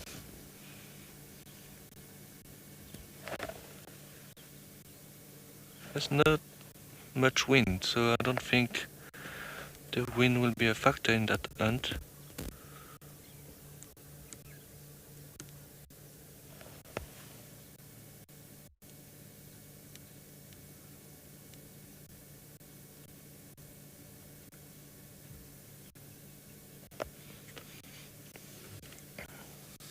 So it's the second leopard that I see on Chitwa. The first one was Maribs and now Tingana. Obviously on Djuma I saw different individuals as well, like Tarangumi, Tlalamba, Kara. Yeah, I think that's it. Oh, I forget. Oh, I saw Moya one time as well. So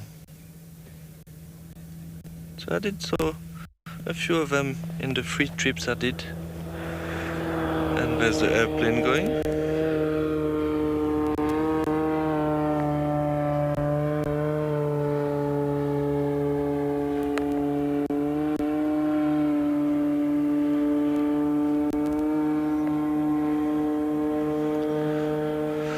Okay, obviously we're going to sit here and see what will happen.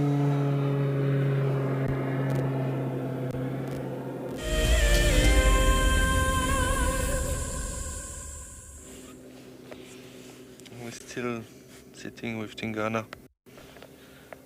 Not much happened since we found him. Well, since we joined the sighting. Hopefully there will be some action soon.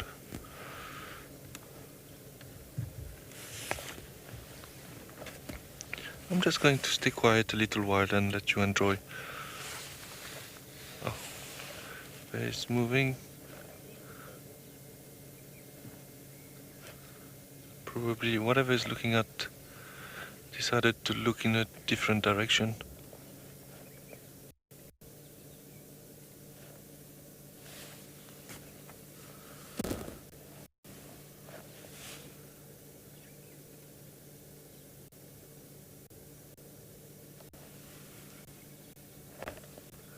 It is amazing to see leopards stalking prey like that. You can feel the patience they have to have and be quiet. Obviously, it's not that easy. Predators are not very successful at all their hunts. Obviously, they miss quite a lot of them. And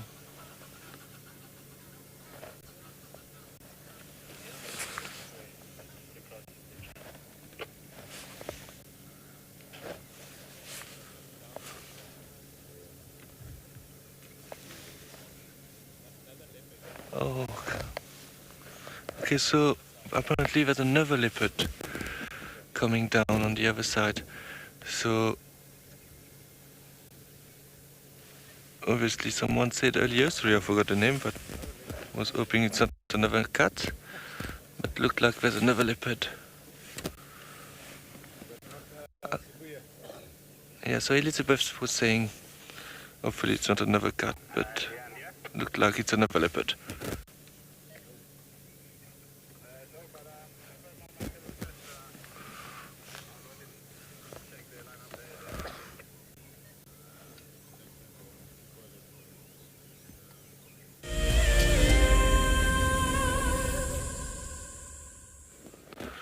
Yes, Elizabeth, you were saying earlier you hope it's not another cat.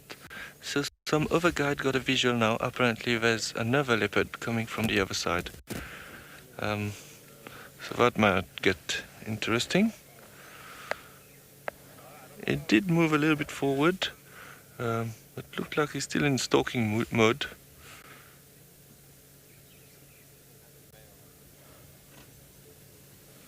I can't have a visual. I think I'm going to move also.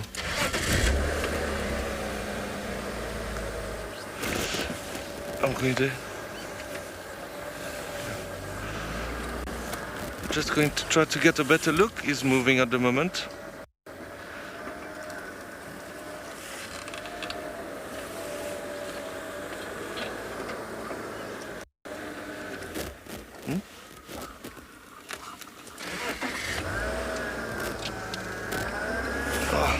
I'd like to know what's happening there.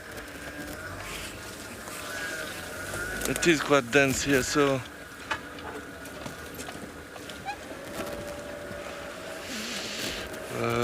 try to find a way there.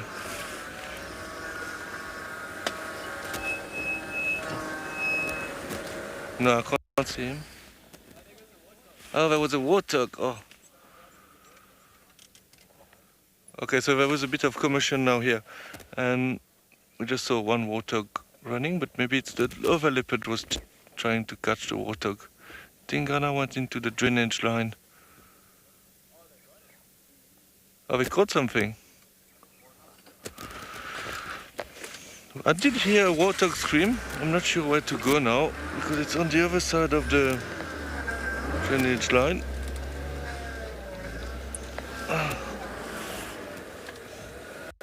Let me check to see if we can see anything there. Okay, so let's send you to Andrew, and us we will try to reposition and see if we can get a look of that, if there was any kill at all.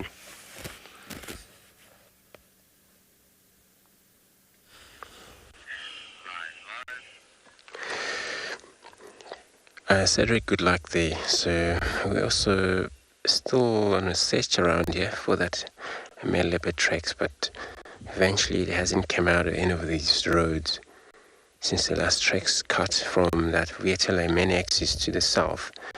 Then we found bull elephant, where it looks like it probably maybe pushed that tree down.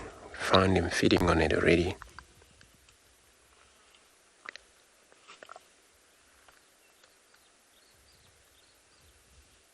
It's great that looks like nothing would go to waste.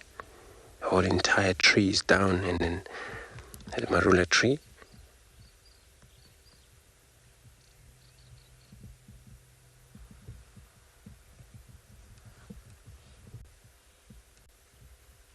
They'll do quite a lot of these pushing tree down, especially with such a decent bull like this.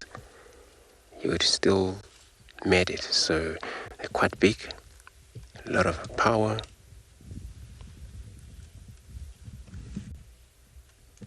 Easily for them to push any tree they want down. So they would.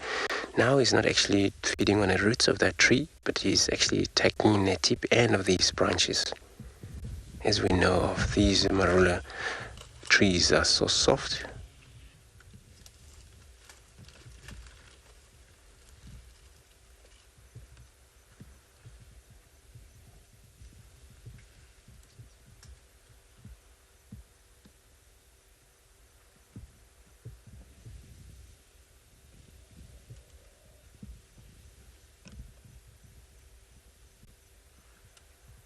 It's amazing just how they use sense of smell, also the taste. It's all about that. And every time they get in an area where food sources available for them, with elephants, with the trunk they have. So everybody, let's go over to Cedric.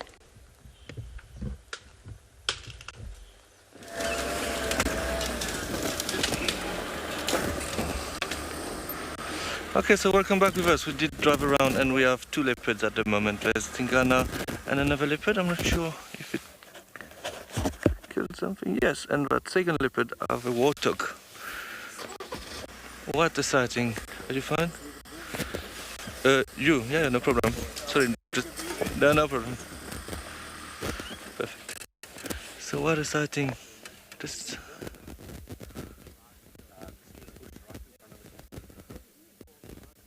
It is the first time I see 2 leopards and just a kill at the same time.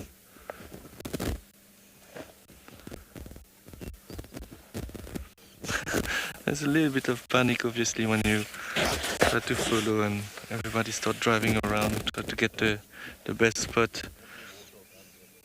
So yeah.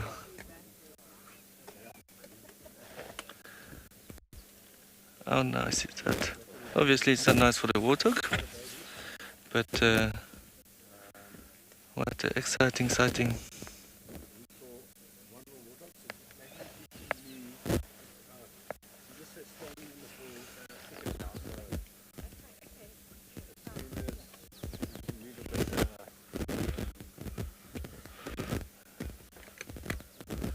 It is a bit thick there.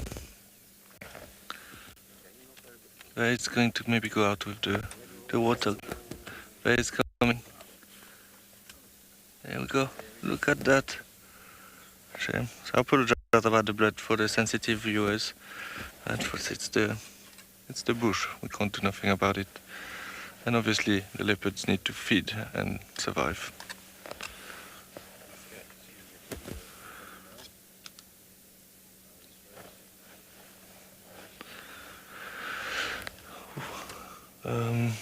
Okay, so it is a bit dense here. I will try to move around. Where's the second leopard?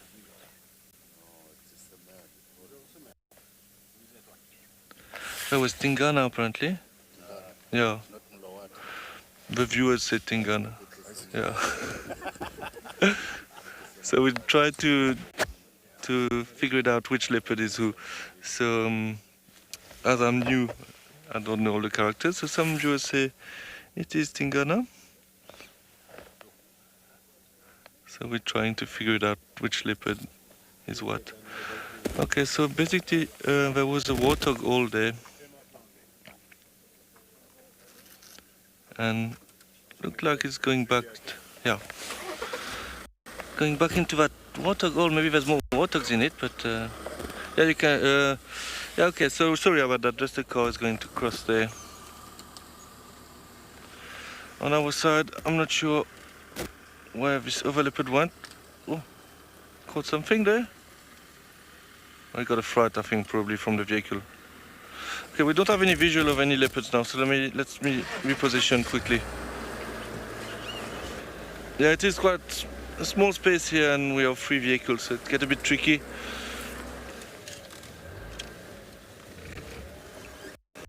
Okay, so we'll try to get a better position and get a better view. And yeah, see what happens.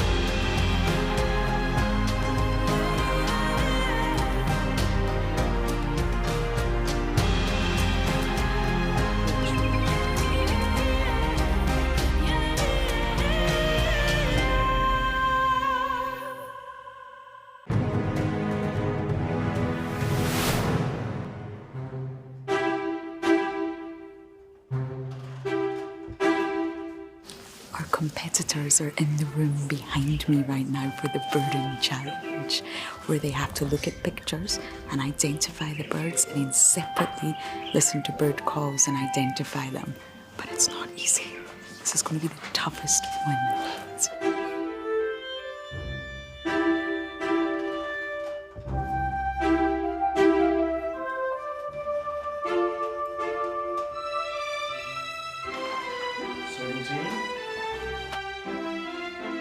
And here we have the previous year's winners. You can see they're trying to see if they can remember all the answers, and look at them taking a sneak peek.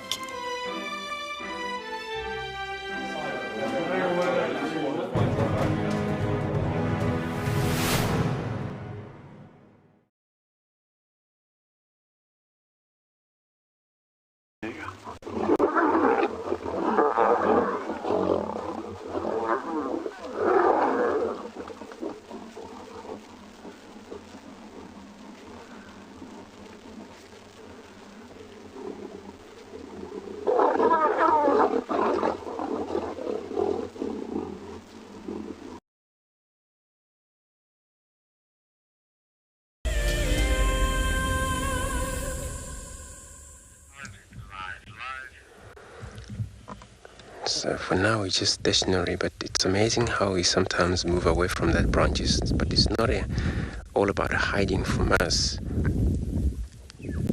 It's how he feels. He's got a lot of a space there. He may move forward where we can see the entire of his body.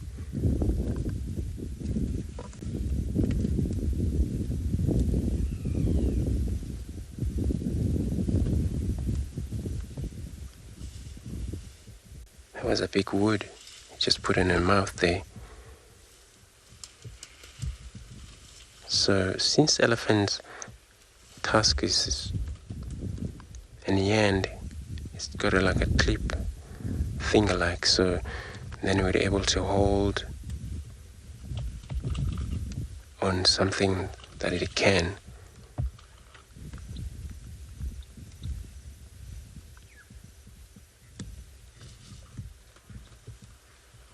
Looks like it's quite of a morning animals feed. With the leopard out there, they're trying their best.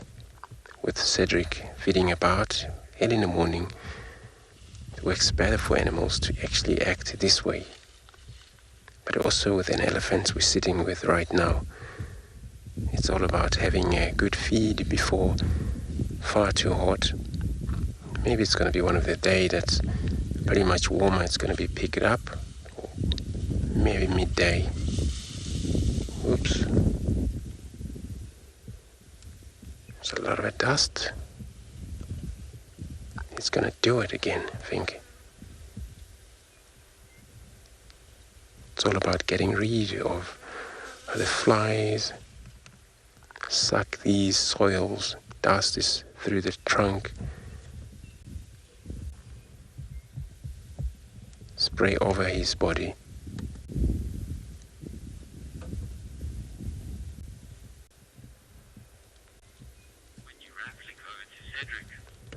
So everybody, we're going to stay put here, looking at these elephants doing a dust bathing. In the meantime, let's go across to Cedric. Yeah, so we did reposition. Get a better view. The warthog is just underneath him there. So some of you are saying that the second leopard was Temba. That's nice, I never saw Temba before.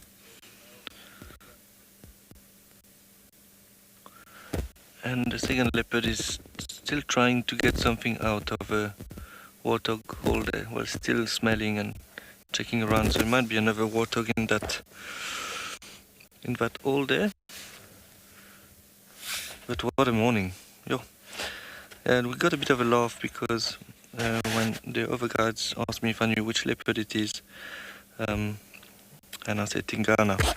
And they said, how do you know? I said, because the viewers say it, because obviously lots of you have a lot of experience with the leopards here, and you can recognize them quite quickly. But they all laughed at me, so it was quite funny. It was live, so I'm sure you heard it. You know, it takes time to learn all the characters, obviously, because because you don't see them that often. You will not see the same individual all the time. So for example now, it is my 4th day, if I'm not mistaken.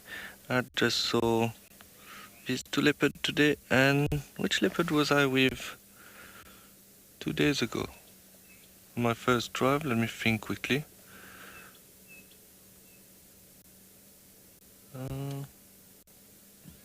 Oh, it was La Lamba. So I saw only 2 different leopards in 4 days. Well, 3 now with Tamba.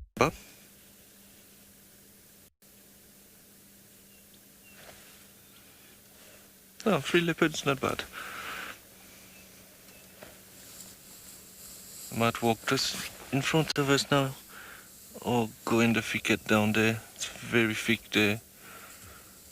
Looks like it's going down. It looks like it's going down in the drainage line. Okay, so maybe we will leave this leopard and go back to check the other leopard is still doing something there. I'm just going that side. I'll try to reverse out of here without bouncing too much. We are off-road now, so it is quite tricky at some time.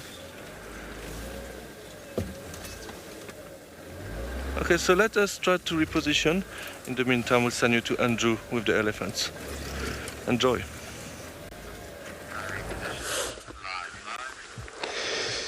Everybody, back with us again, still sitting here with such a beautiful bull elephant who is still doing his best. What we see now looks like he's rotating around these falling trees. He's just pushed there. And it's been actually such an amazing to see how he's not only feeding, but he's also doing the other work, which is all the dust bathing, where suck the soil into the trunk and then blow it over his body.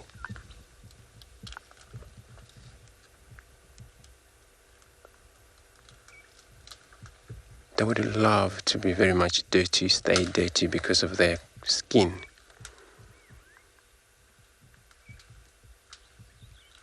Protect the skin against all of the parasite.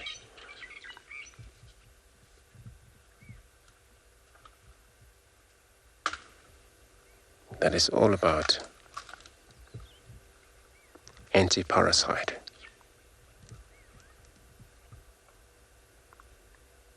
But it's also applied the same when you see them swim or mud bath,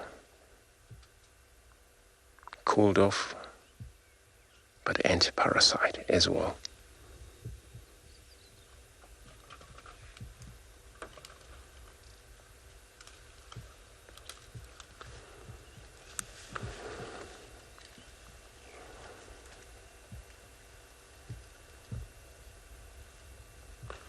So the trunk itself is very strong, can hold up something very heavy.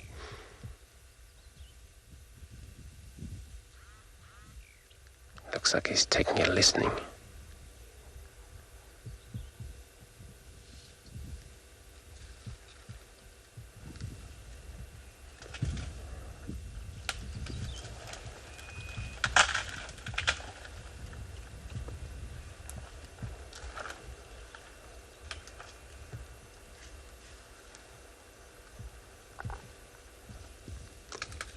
Always good idea for such a big animals like these to actually exercise their energy.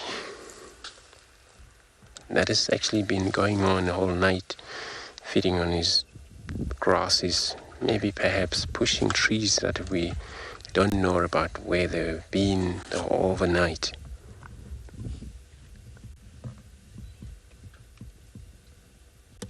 Just before it gets too hot. But when it's far too hot for them, they may seek for a shade or head into the watering hole, swim, cool off, maybe less active, to make sure they don't actually waste so much time moving in that heat. Look for a water.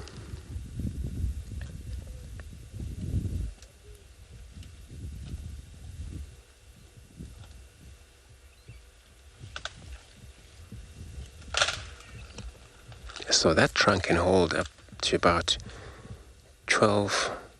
11 liters of water at a time, especially for such a full-grown elephant like this one.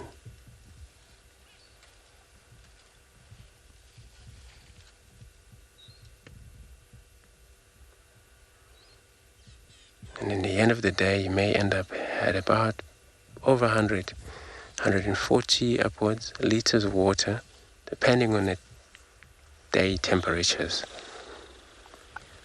and also on what they're feeding on, where this time it's all dry grasses. And that's why they do a lot of these pushing trees, because they believe there's more moisture in these marula trees. As we know, marula trees is actually very soft. Bark is very soft, but they don't need bark when they push that tree. So all they need is a wood. They will separate the bark away, and especially on these leaves, not much of them, so they will take pretty much the end of these branches and they feed on them. And then now the interesting thing is that when they're deep bark trees, they would need a combium layer, which is lying between the wood and the bark. Now we look at him carefully. He may strip off the bark and then probably take the wood itself.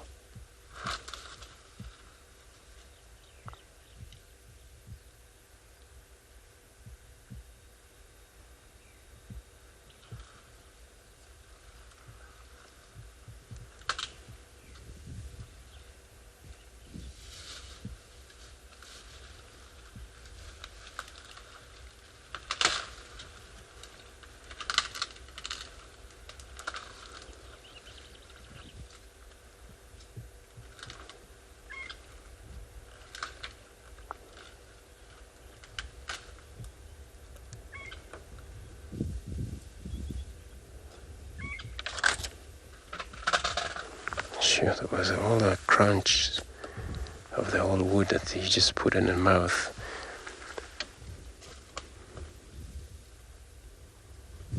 It seems to be he's getting rid of all of the bark, but then he takes the wood.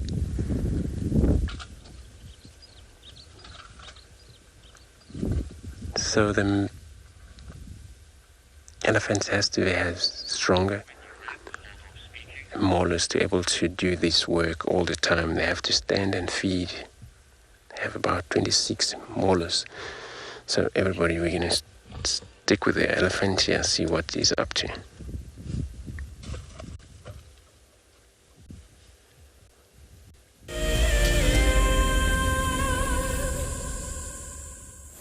Good morning and welcome back to Bushwalk. We've been out and about looking for tracks and to see if we can find any animals. However, it turned up to being an incredibly quiet morning so far.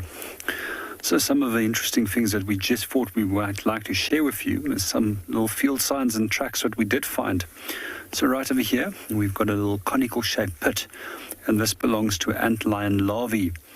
And this little insect has got an ingenious method of making these little conical pits and waiting for ants to fall in them. And then, as they fall in, he'll flick sand onto them to prevent them from actually getting out of a little pit.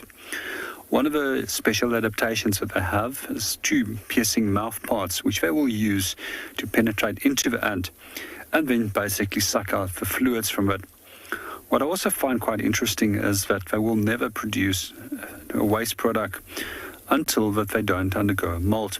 And one of the reasons is otherwise, if they did produce waste products, ants would be able to actually smell them.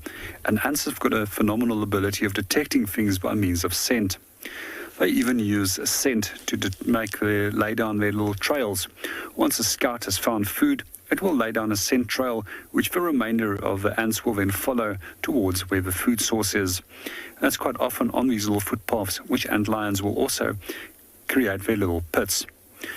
The next track that we found over here is this one right over here. And this is from a vivid monkey. And here we can see the little fingers, 1, 2, 3, 4, 5 fingers, just like we have. So one of the defining characteristics of primates is that they've got opposable thumb. So 5 fingers plus the opposable thumb, which allows them to handle food and do a number of different tasks. One of the telltale signs that they've left behind as well is this long drag mark that's made by the tail.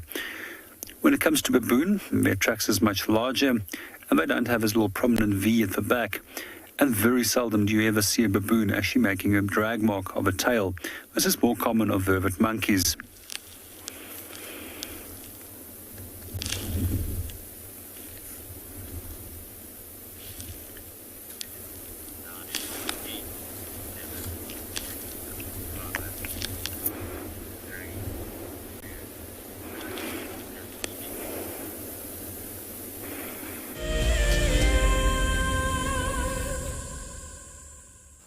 Yes, welcome back with us.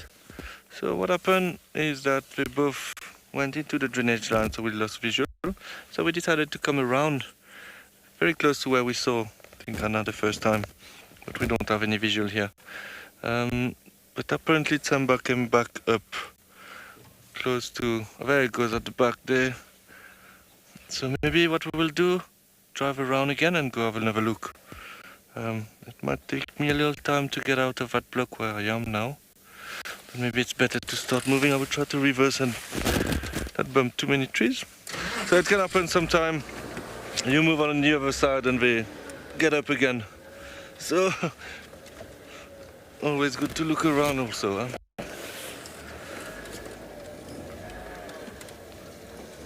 But what a morning for us, very, very nice. Just like we didn't see the kill itself, but we were so close. So lots of emotion, lots of excitement, and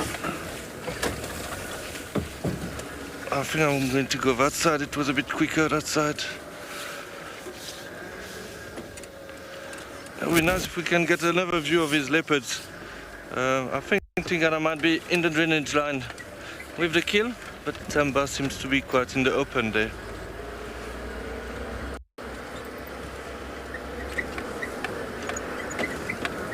Very exciting stuff, I must say. Obviously, sometimes with the excitement, everything is not perfect. I apologize for that. You have to chat with the other guide and the other guests on the vehicle as well, on their vehicle. So tend sometimes to lose focus on the camera, but this is just part of the excitement and yeah, trying to get the best look at everything.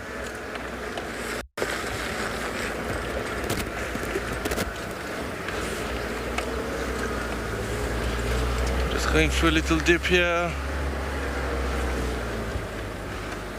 and turn left here, and not very far now, so hopefully it will still be moving around. Tsamba seems to be a bit skittish actually. Every time a vehicle comes quite close, he tends to leave the area and then he comes back again. So I'm not going to go too close. I just don't want to spoil their sighting where there's a vehicle there at the moment. So we'll try to see if we can see where he is.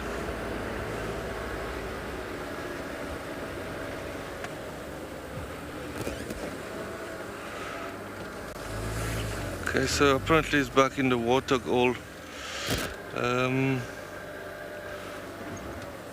Obviously, the problem when he goes into that hole and we approach, it's spook him and normally get a fright. I saw that twice now. So we'll just stop here, check what he's doing first. Obviously, I don't want to spook him and then he walk away again. Let me just stop here for the moment and we'll try to zoom and see if we can see anything.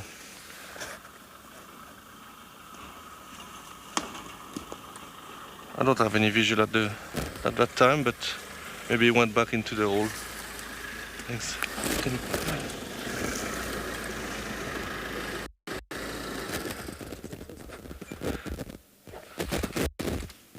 I'm just going to move a little bit forward,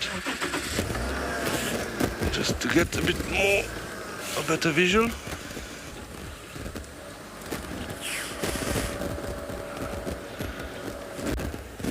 I can't see anything at the moment.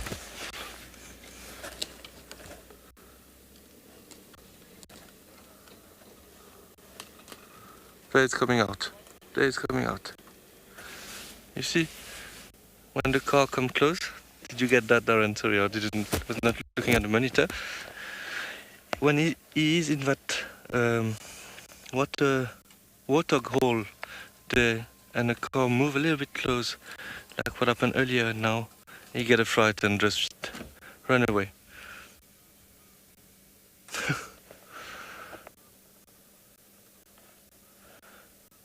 So maybe what we can do is on our side, we can wait here a little while and see if he's going to come back. Because he's been in and out that water hole for like 4 times now.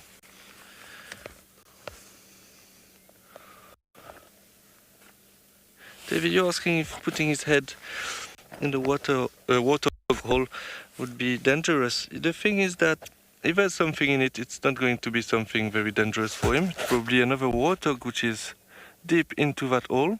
But why is he so skittish now? While his head is in the hole, he can't see what's coming behind him. So this put him in a vulnerable situation. So if another leopard come, or even a lion, so he might get killed. So this is why every time he feel a bit insecure, or not insecure, I mean not safe, he just jump out of his hole and go in the drainage line and then come back again. So yes, obviously, because they can't see around, it might be dangerous for them if there's another predator around. And he knows that there's Tingana not far from here, so...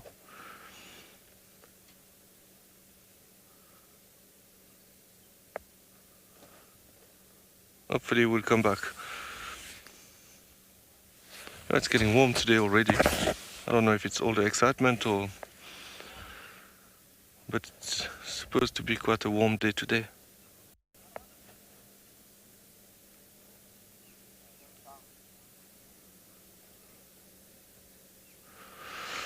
Let me try to go around the termite mountain. If we wait there and if we come back, we'll be a bit closer.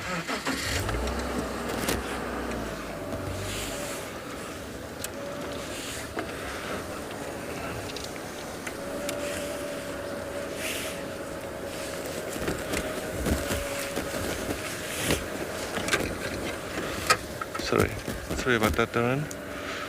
Well, now if we come, we might be a bit too close, actually. But let's see, maybe we can get a good visual. Okay, we'll see if we can find anything here. In the meantime, we'll send you to JP on the bushwalk.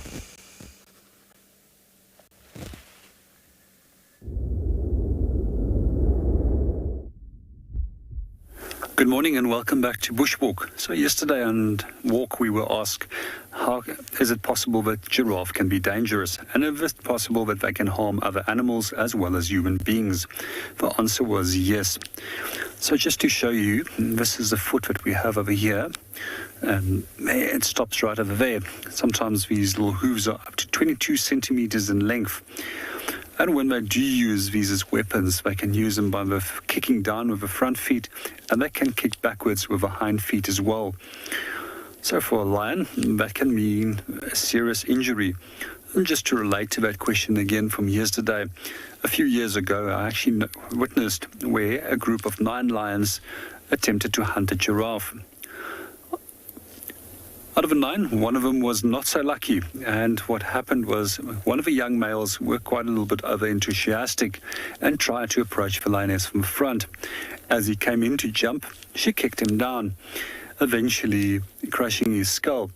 He went into a concussion, and a few days later we found his carcass. So it's always best to give wild animals a sufficient amount of personal space and an escape route and never to trap them. And that's the most important thing when it comes to approaching animals, especially when it comes to animals that are semi-hand-reared. In the case that we mentioned yesterday, where these animals can pose a potential threat, as they have no fear of humans. Something else that we've also noticed over here, a long drag mark over here, and this is a tail mark of a vervet monkey that's been moved through here. Unfortunately, his tracks isn't showing very clearly at the moment. This guy seems to have been moving into the area, and I've noticed him once or twice now being on his own. It's very possible that he's been pushed out of another group and now has to make his way into another group.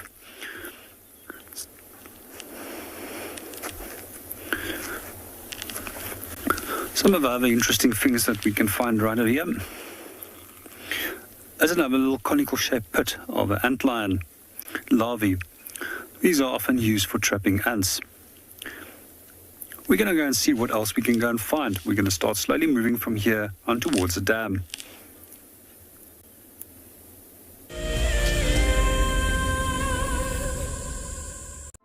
As we celebrate Women's Month in South Africa, we acknowledge and thank those women committed to conservation, working tirelessly both on the front lines and behind the scenes. The Endangered Wildlife Trust is proud of the women who dedicate their lives to fighting to save species, conserve habitats, and benefit people. Here's to strong women everywhere who are dedicated to protecting forever together. For me, the best part about being a guide is being able to live out in Africa's wild places and being able to share that with people. Of all the challenges, for me, the one that I'm probably the most comfortable with is the game drive. I think that's what I do most days, so that would probably be what I feel like I'd do the best at. It's like someone's put little Lego blocks up there and made this perfect little sort of statue, and there's another one further along as we drive. One of the challenges I'm the most nervous about would probably be shooting. I think on the day there's always quite a bit of pressure and intimidation, always associated with it, but I guess we'll see how it goes. I hope I'll win this competition, but if I don't, it's still been an experience of a lifetime, and I've learned a lot and met a lot of really, really cool people. I've seen something I've never seen here before. Look at these cubs. One is crossing the river. It's being washed away, unfortunately, but I'm sure the mother is going to save her. Look at that. How beautiful. Look at that. One crossing, two to go.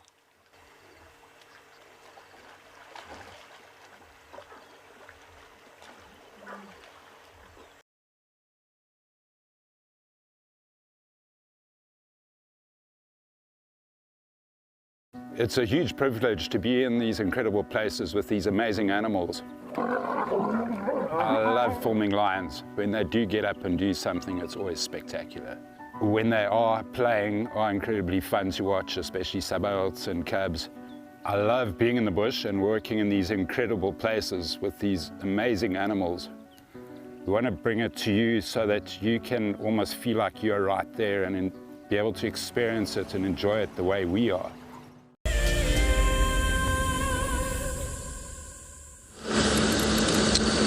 So we have left the elephant, have moved further away. I'm sure because he's been in a tree for a long time. So we continue search for our leopard track, since it actually hasn't come out of that block that it has went into across the rear axis. So probably maybe hunting in a block there. So, but we're still driving roads. It happens maybe it's changed direction, came out on the other side where we haven't working.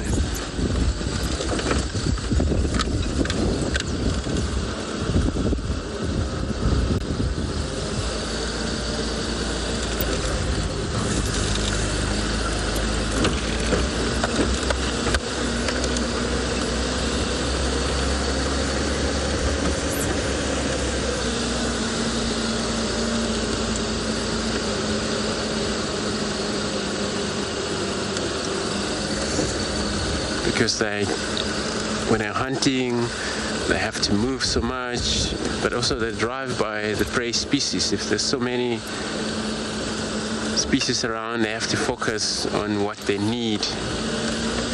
And then they have a lot of choices what they can go for.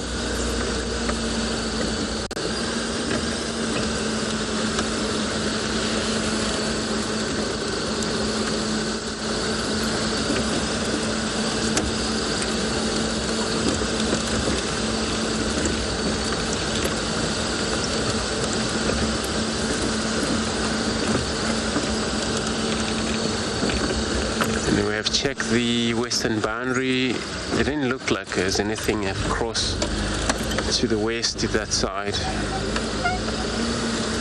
So that leopard has to be maybe still hunting in the blocks.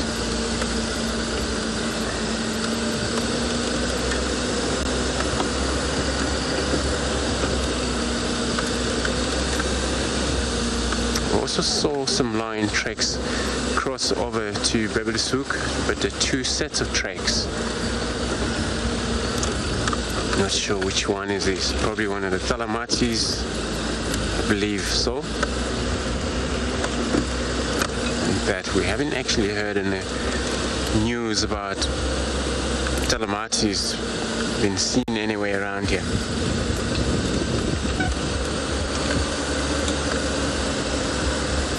And that's why Duckman, who is mobile a lot, the other day was seen in Little Gari, yesterday he was in Forest Mbambile, and then we're not sure where he is today.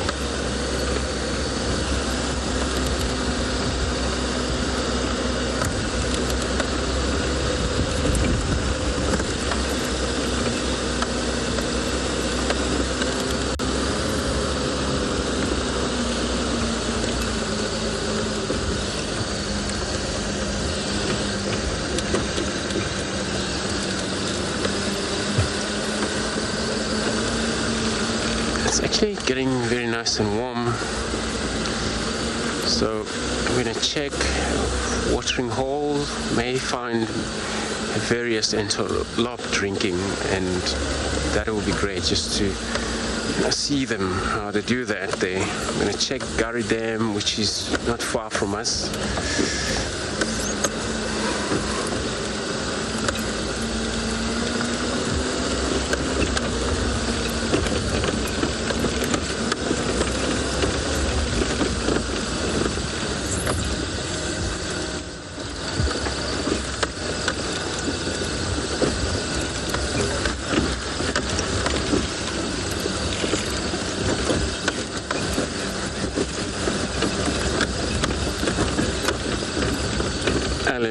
You're asking, would we see all 7 elephants coming to Djuma, or is it different? So the elephants, since they actually are not territorial, so we see a lot of group come in and out, but various position where they would be coming from the north, some they would be coming from the east, some they would be coming from the southwest. And yeah, they move in and out, different groups in this area. And that's why sometimes you may drive, see nothing, none. Then one drive you come across a lot of different herds of elephants, so that they've came a lot into an area at the same time, which has also happened that they have vanished at the very same time to somewhere else.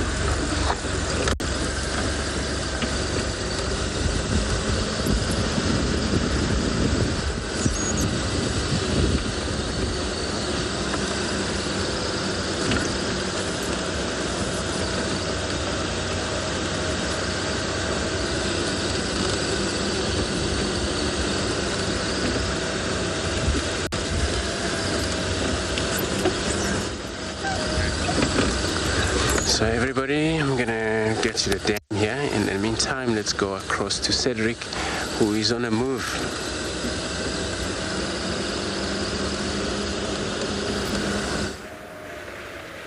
Yeah, welcome back with us. So we just left the area because we couldn't see any of the leopards anymore, and we just drove across the dam wall of Chitwa, well, Chitwa Dam, and we just saw Aina crossing here, so from far going into that block. So we'll try to get a visual on it now. Obviously there was that vehicle with it. We just walked along the plains and went in there, but we were still far, so hopefully it didn't go too much inside. We're nice to see Aina as well, but this Aina is not going in the direction of the kill we just saw. It's going more northwest. It was moving quite fast, so hopefully it will still be around. I can't see it at the moment.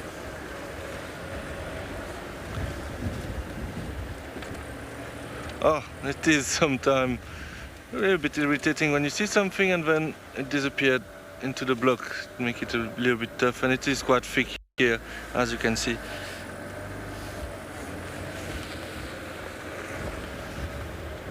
Anyway, we're still trying to find it.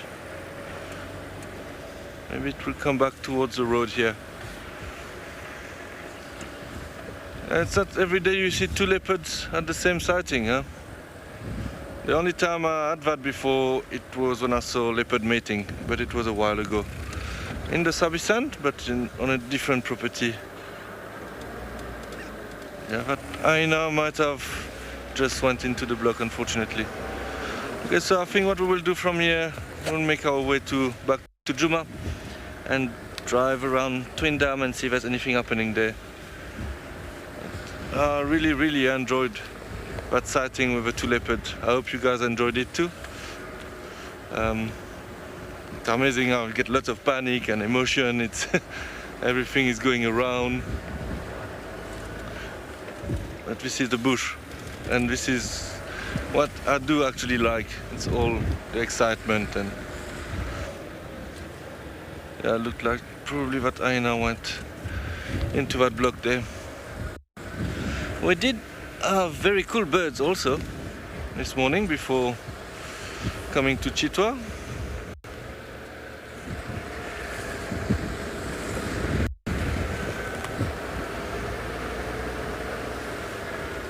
Look like might be something in front, maybe that hyena went a bit further. Okay, so we'll see what we can find. In the meantime, we'll send you to Dan.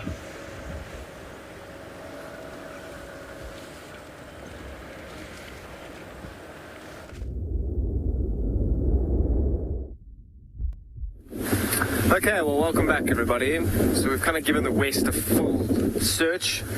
Still no sign of any wild dogs. I'm kind of excited in the anticipation of wild dogs coming back. So I've kind of come back into the east now, and I'm going to pop up to this watering hole, have a quick look. It is starting to warm up significantly. This morning started off freezing and it warmed up lovely. It's now going to turn into a scorcher of a day, it seems like it. Beautiful blue skies. I'm saying it again, but I don't want to jinx it. That summer is on its way. You'll see there's this interesting period now between kind of August, September, more into October, in fact, when it's starting to warm up quite a lot. And you'll find getting really hot days, but there still isn't any rain. So this place can often be quite dry and barren come October time, but you'll see what little water is left by that time kind of become a hive for activity. Animals will have to come down to that water every day. They'll have to travel quite far to drink as well. Looks like there's one zebra that's having a drink at the water hole there. I'm just going to pop up onto the wall. 2 zebras, a couple of hippos.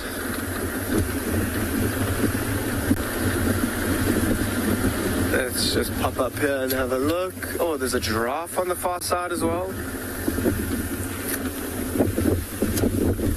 Oh, and some impalas. Okay, so it is getting to, I was just saying how much warmer it is already than this morning. So there you are, zooming into one of the giraffe that I could see right on the far side. Got to be extra careful and extra vigilant when coming down to a water hole like this. And as you zoom out, there's some zebra that are drinking on the right-hand side of the dam.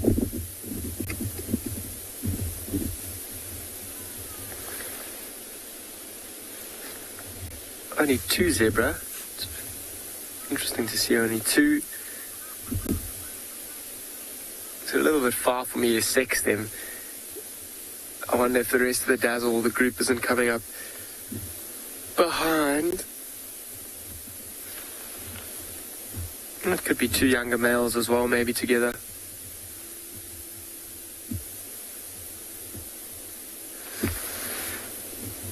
Some impalas there.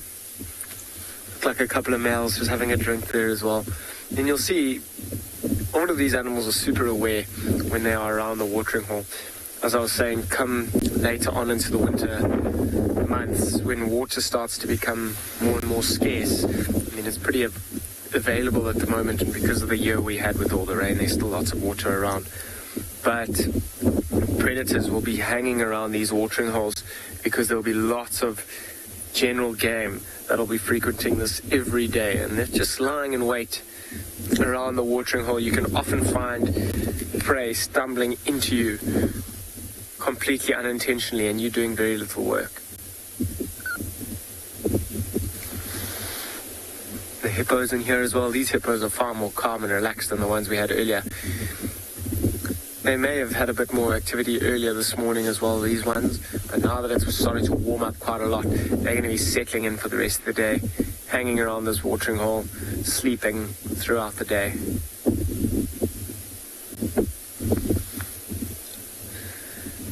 You'll also see a variety of birds coming down. I can hear a whole lot of guinea fowl coming down to, helmeted guinea fowl coming down to have a drink. Okay, so let's just hang around here for a short while, see what other animals come around and have a drink.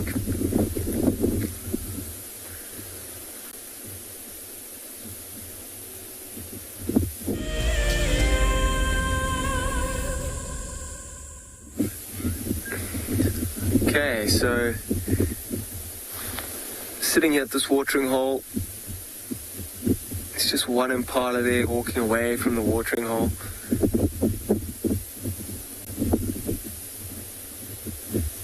Of birds that might be running around, flying around and running around the banks of this river, so coming to get water. You can hear some guinea fowl. There's an Egyptian goose that's flying over now, being chased by another Egyptian goose. They're quite territorial, Egyptian geese,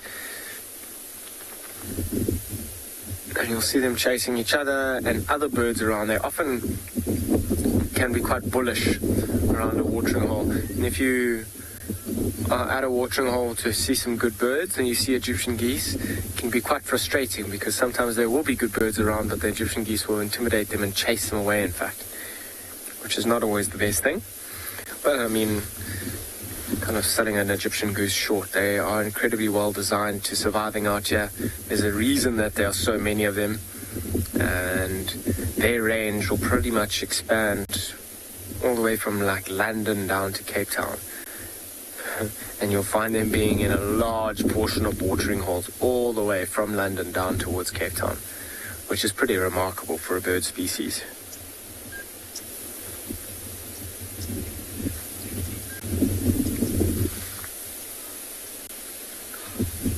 So I wonder what other things are going to come down to this watering hole throughout the day to have a drink. Particularly in the eastern part of the reserve, this is one of the only big watering holes, and animals will come from many, many, many miles deep into the Kruger Park to come have a drink here.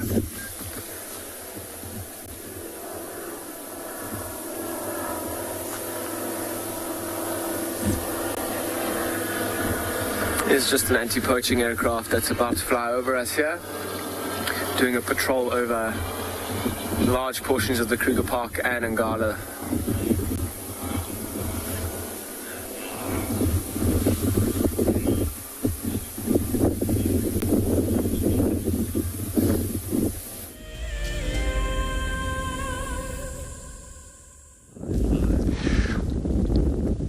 So everybody, we're sitting here at the Gari Dam, but we got looks like baboons here moving about around this watering hole, and perhaps they just have a drink.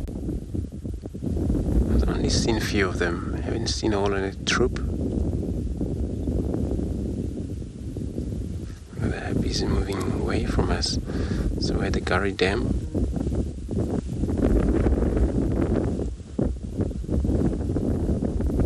Sometimes can't be very much stationary. Stay away from cars. These baboon out here. Oops. Got now a green-backed heron on its search for frogs, various fishes around here.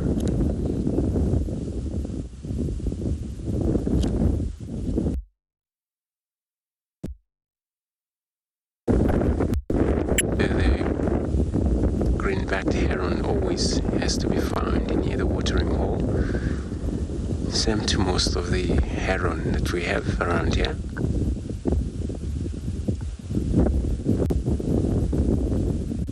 What it does, just to position itself slightly into the water and wait for a movement.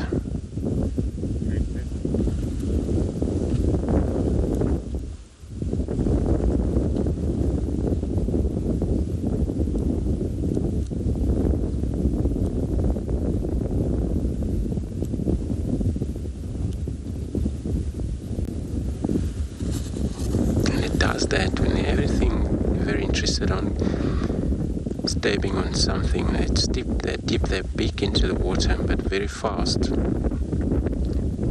You see them more likely come out with whatever it is, frogs. There's quite a lot of frogs that are around in this watering hole sometimes. The tilapia size of fishes that are also in this watering hole. But I can tell you some big catfish as well, with that even too bigger than, for this bird.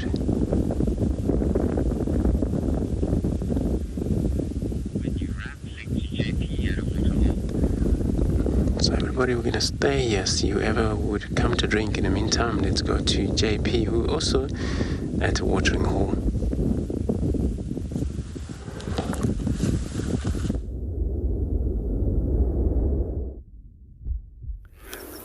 Good morning and welcome back to Bushwalk. We decided to come back to the dam in the hope that there's some animals coming to drink. So far we've had some impala coming to drink, as well as a number of vervet monkeys, which we have on the opposite side of the dam at the moment. It's quite interesting to watch them drinking. They rather go for the smaller little pools slightly away from the water. This is most likely adaptation, not to be on the edge of the water where they can potentially be taken by a predator such as a crocodile. However, I've never seen any crocodiles in this area. Egyptian geese have just decided to photobomb or shoot the vervet monkeys and see what the monkeys are up to. So some of them were sitting there a little bit earlier while busy grooming one another, while most of them were actually busy drinking. It seems that they always have time to play as well as groom, and between their little feeding bouts. Vervet monkeys in general are very good indicators of potential threats for us in the area, especially on walks. That's one of the calls that we always keep our ears open for, because it can potentially be that there's a leopard or a lion in the area. They also produce very specific calls for very specific threats. Let's see what these little guys are up to. It seems that they want a little bit of play. Some of them is also coming back towards the water. A little bit earlier, we were interpreting a track of a vervet monkey. It seems to be a lone male that has been trying to make his way into one of these groups. And as we mentioned, that the tail is one of the things that will drag on the ground. And as you watch this monkey, you'll see how the tail is dragging, leaving that little drag line in between the feet. This guy's definitely coming back for a drink.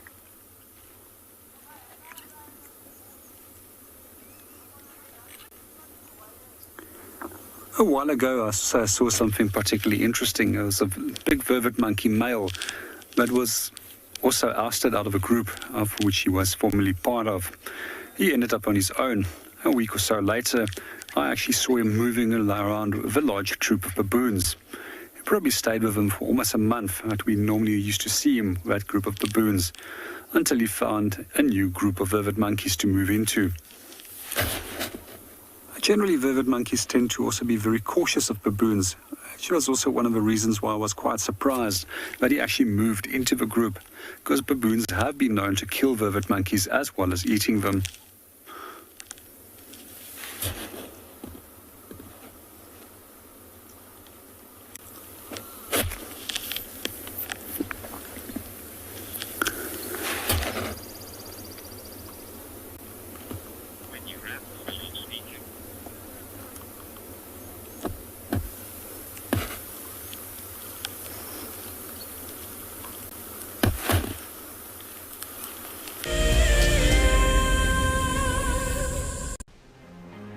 Calling all WildEarth explorers, we have a new and frankly awesome travel prize for you to win.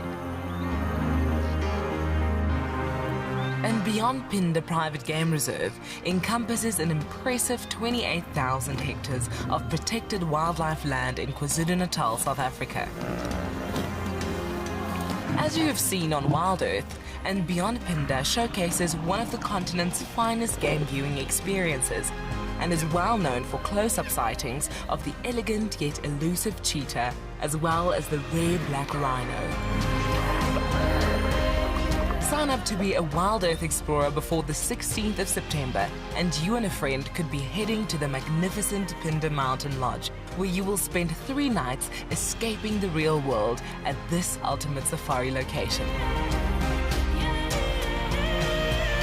WildEarth explorers, it's in your nature.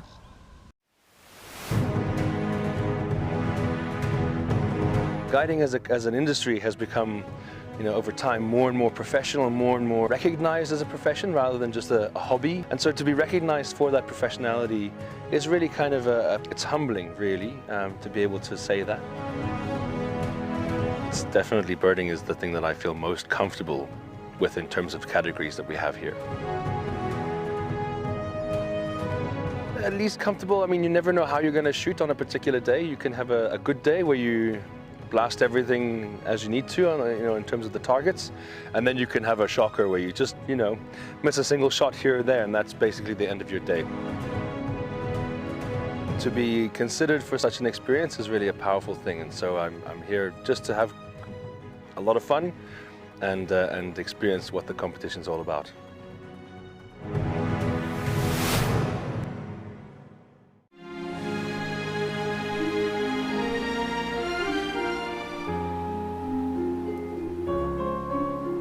You are cheeky. That was a brave decision.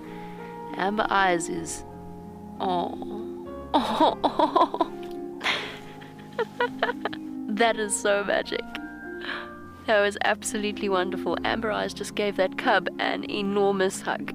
Expect the unexpected here on WildEarth.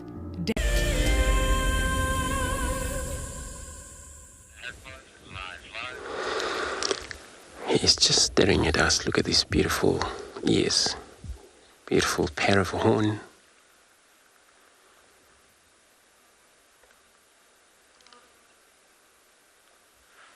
It's one of the successful antelope out here. The water buck. See them around the watering hole so that they use the water for self-defense.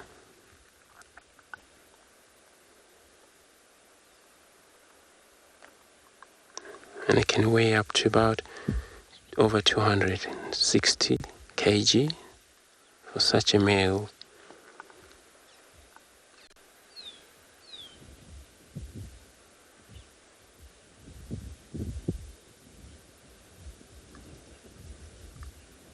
And with this very beautiful horns, it can be vary from 75 centimeter long.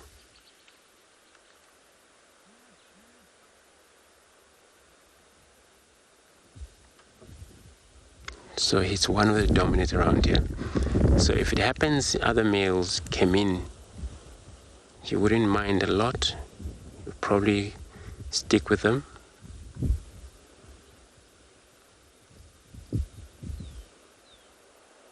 Especially those are not yet dominant. You still find these young males gathering around of up to about maybe 7 young males.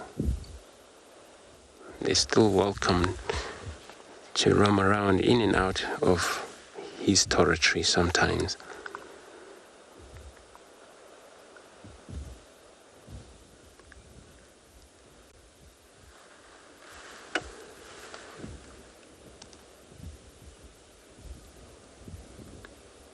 Very hairy neck. No mane of a stripe. So it's far different to these of a kudu.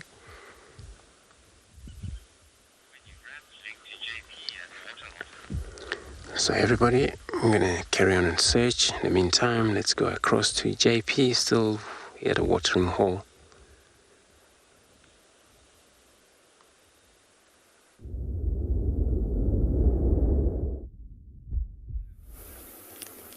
Good morning and welcome back to Bushwalk. We're still sitting at the dam in the hope that there's some animals going to come in.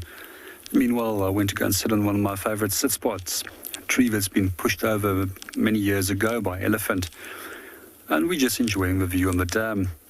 And I would like to encourage you to do precisely the same.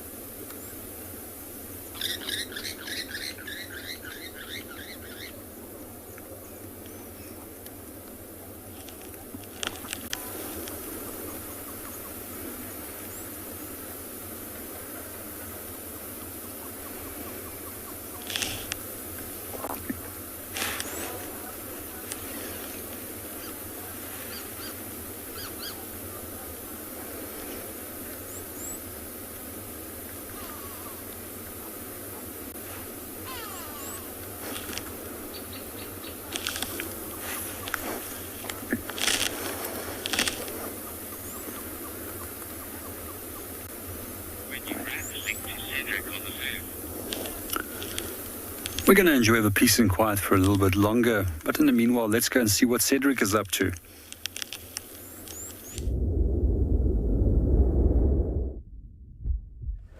Welcome back with us. We're back on Djuma. So we almost at Gary Dam now. Wanted to check if there's anything, but I can see that Andrew arrived there before me. So we might see Andrew on camera, so I'm just going to pass him and maybe head towards quarantine. So obviously they've been looking around already here. Sometimes when you laugh quite a lot, it's difficult to keep track where everybody are. So we might have a look of Rusty and the Rusty team.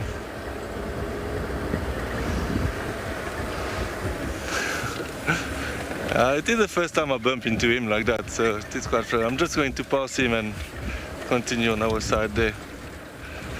Hi guys.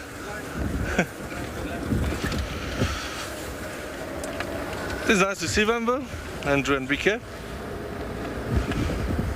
So obviously he must have checked the dam already. Yeah, I can see there's some baboons there. I know he was with some baboons earlier. But on our side, let's go check quarantine, see if there's anything there. And if we have a bit of time left, maybe do a little bit of Zoe's Road. But what a morning for us. It was very, very good for birds. And for Andrew as well, with RSA Oak. And great for leopards as well. So lucky to find 2 leopards together. And on a kill, so that was very nice.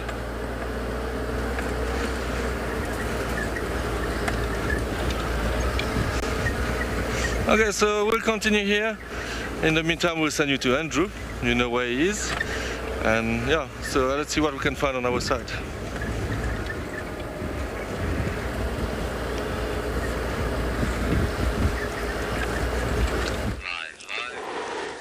Yes, indeed, Cedric, he just saw me, and I was also happy to see you. Well, we're still sitting here looking at a male, the same male, waterbuck. Where he's busy concentrating here. He's very much in the open. See his ears every now and then. Back, forth, back, forth. So these ears can control independently, which each one can focus differently to the other one. It helps the animal, not to waste a lot of time swinging its neck around.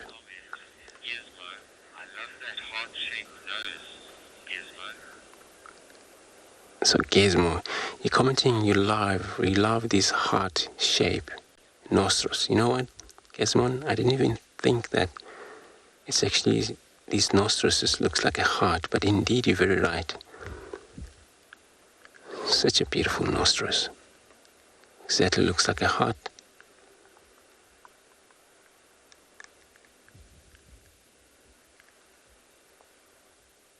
Very good comparison there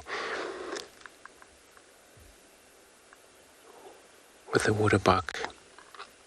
You wouldn't see much of these oxpecker that you see most with the various antelopes, is so that not much of the parasite they may get from that antelope, because their skin is rich in natural secretions of oil that prevent these skin against all of the ticks.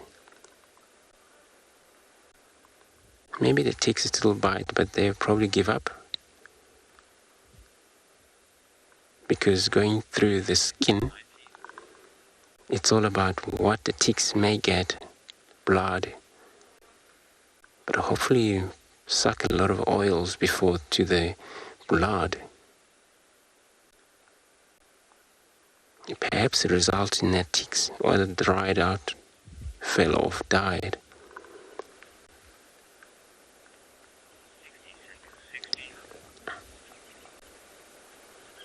But he also haven't actually started yet chewing his cud, which probably he still have a lot of time to do that. He may, I believe, because he's one of the ruminate animal out here, these antelopes.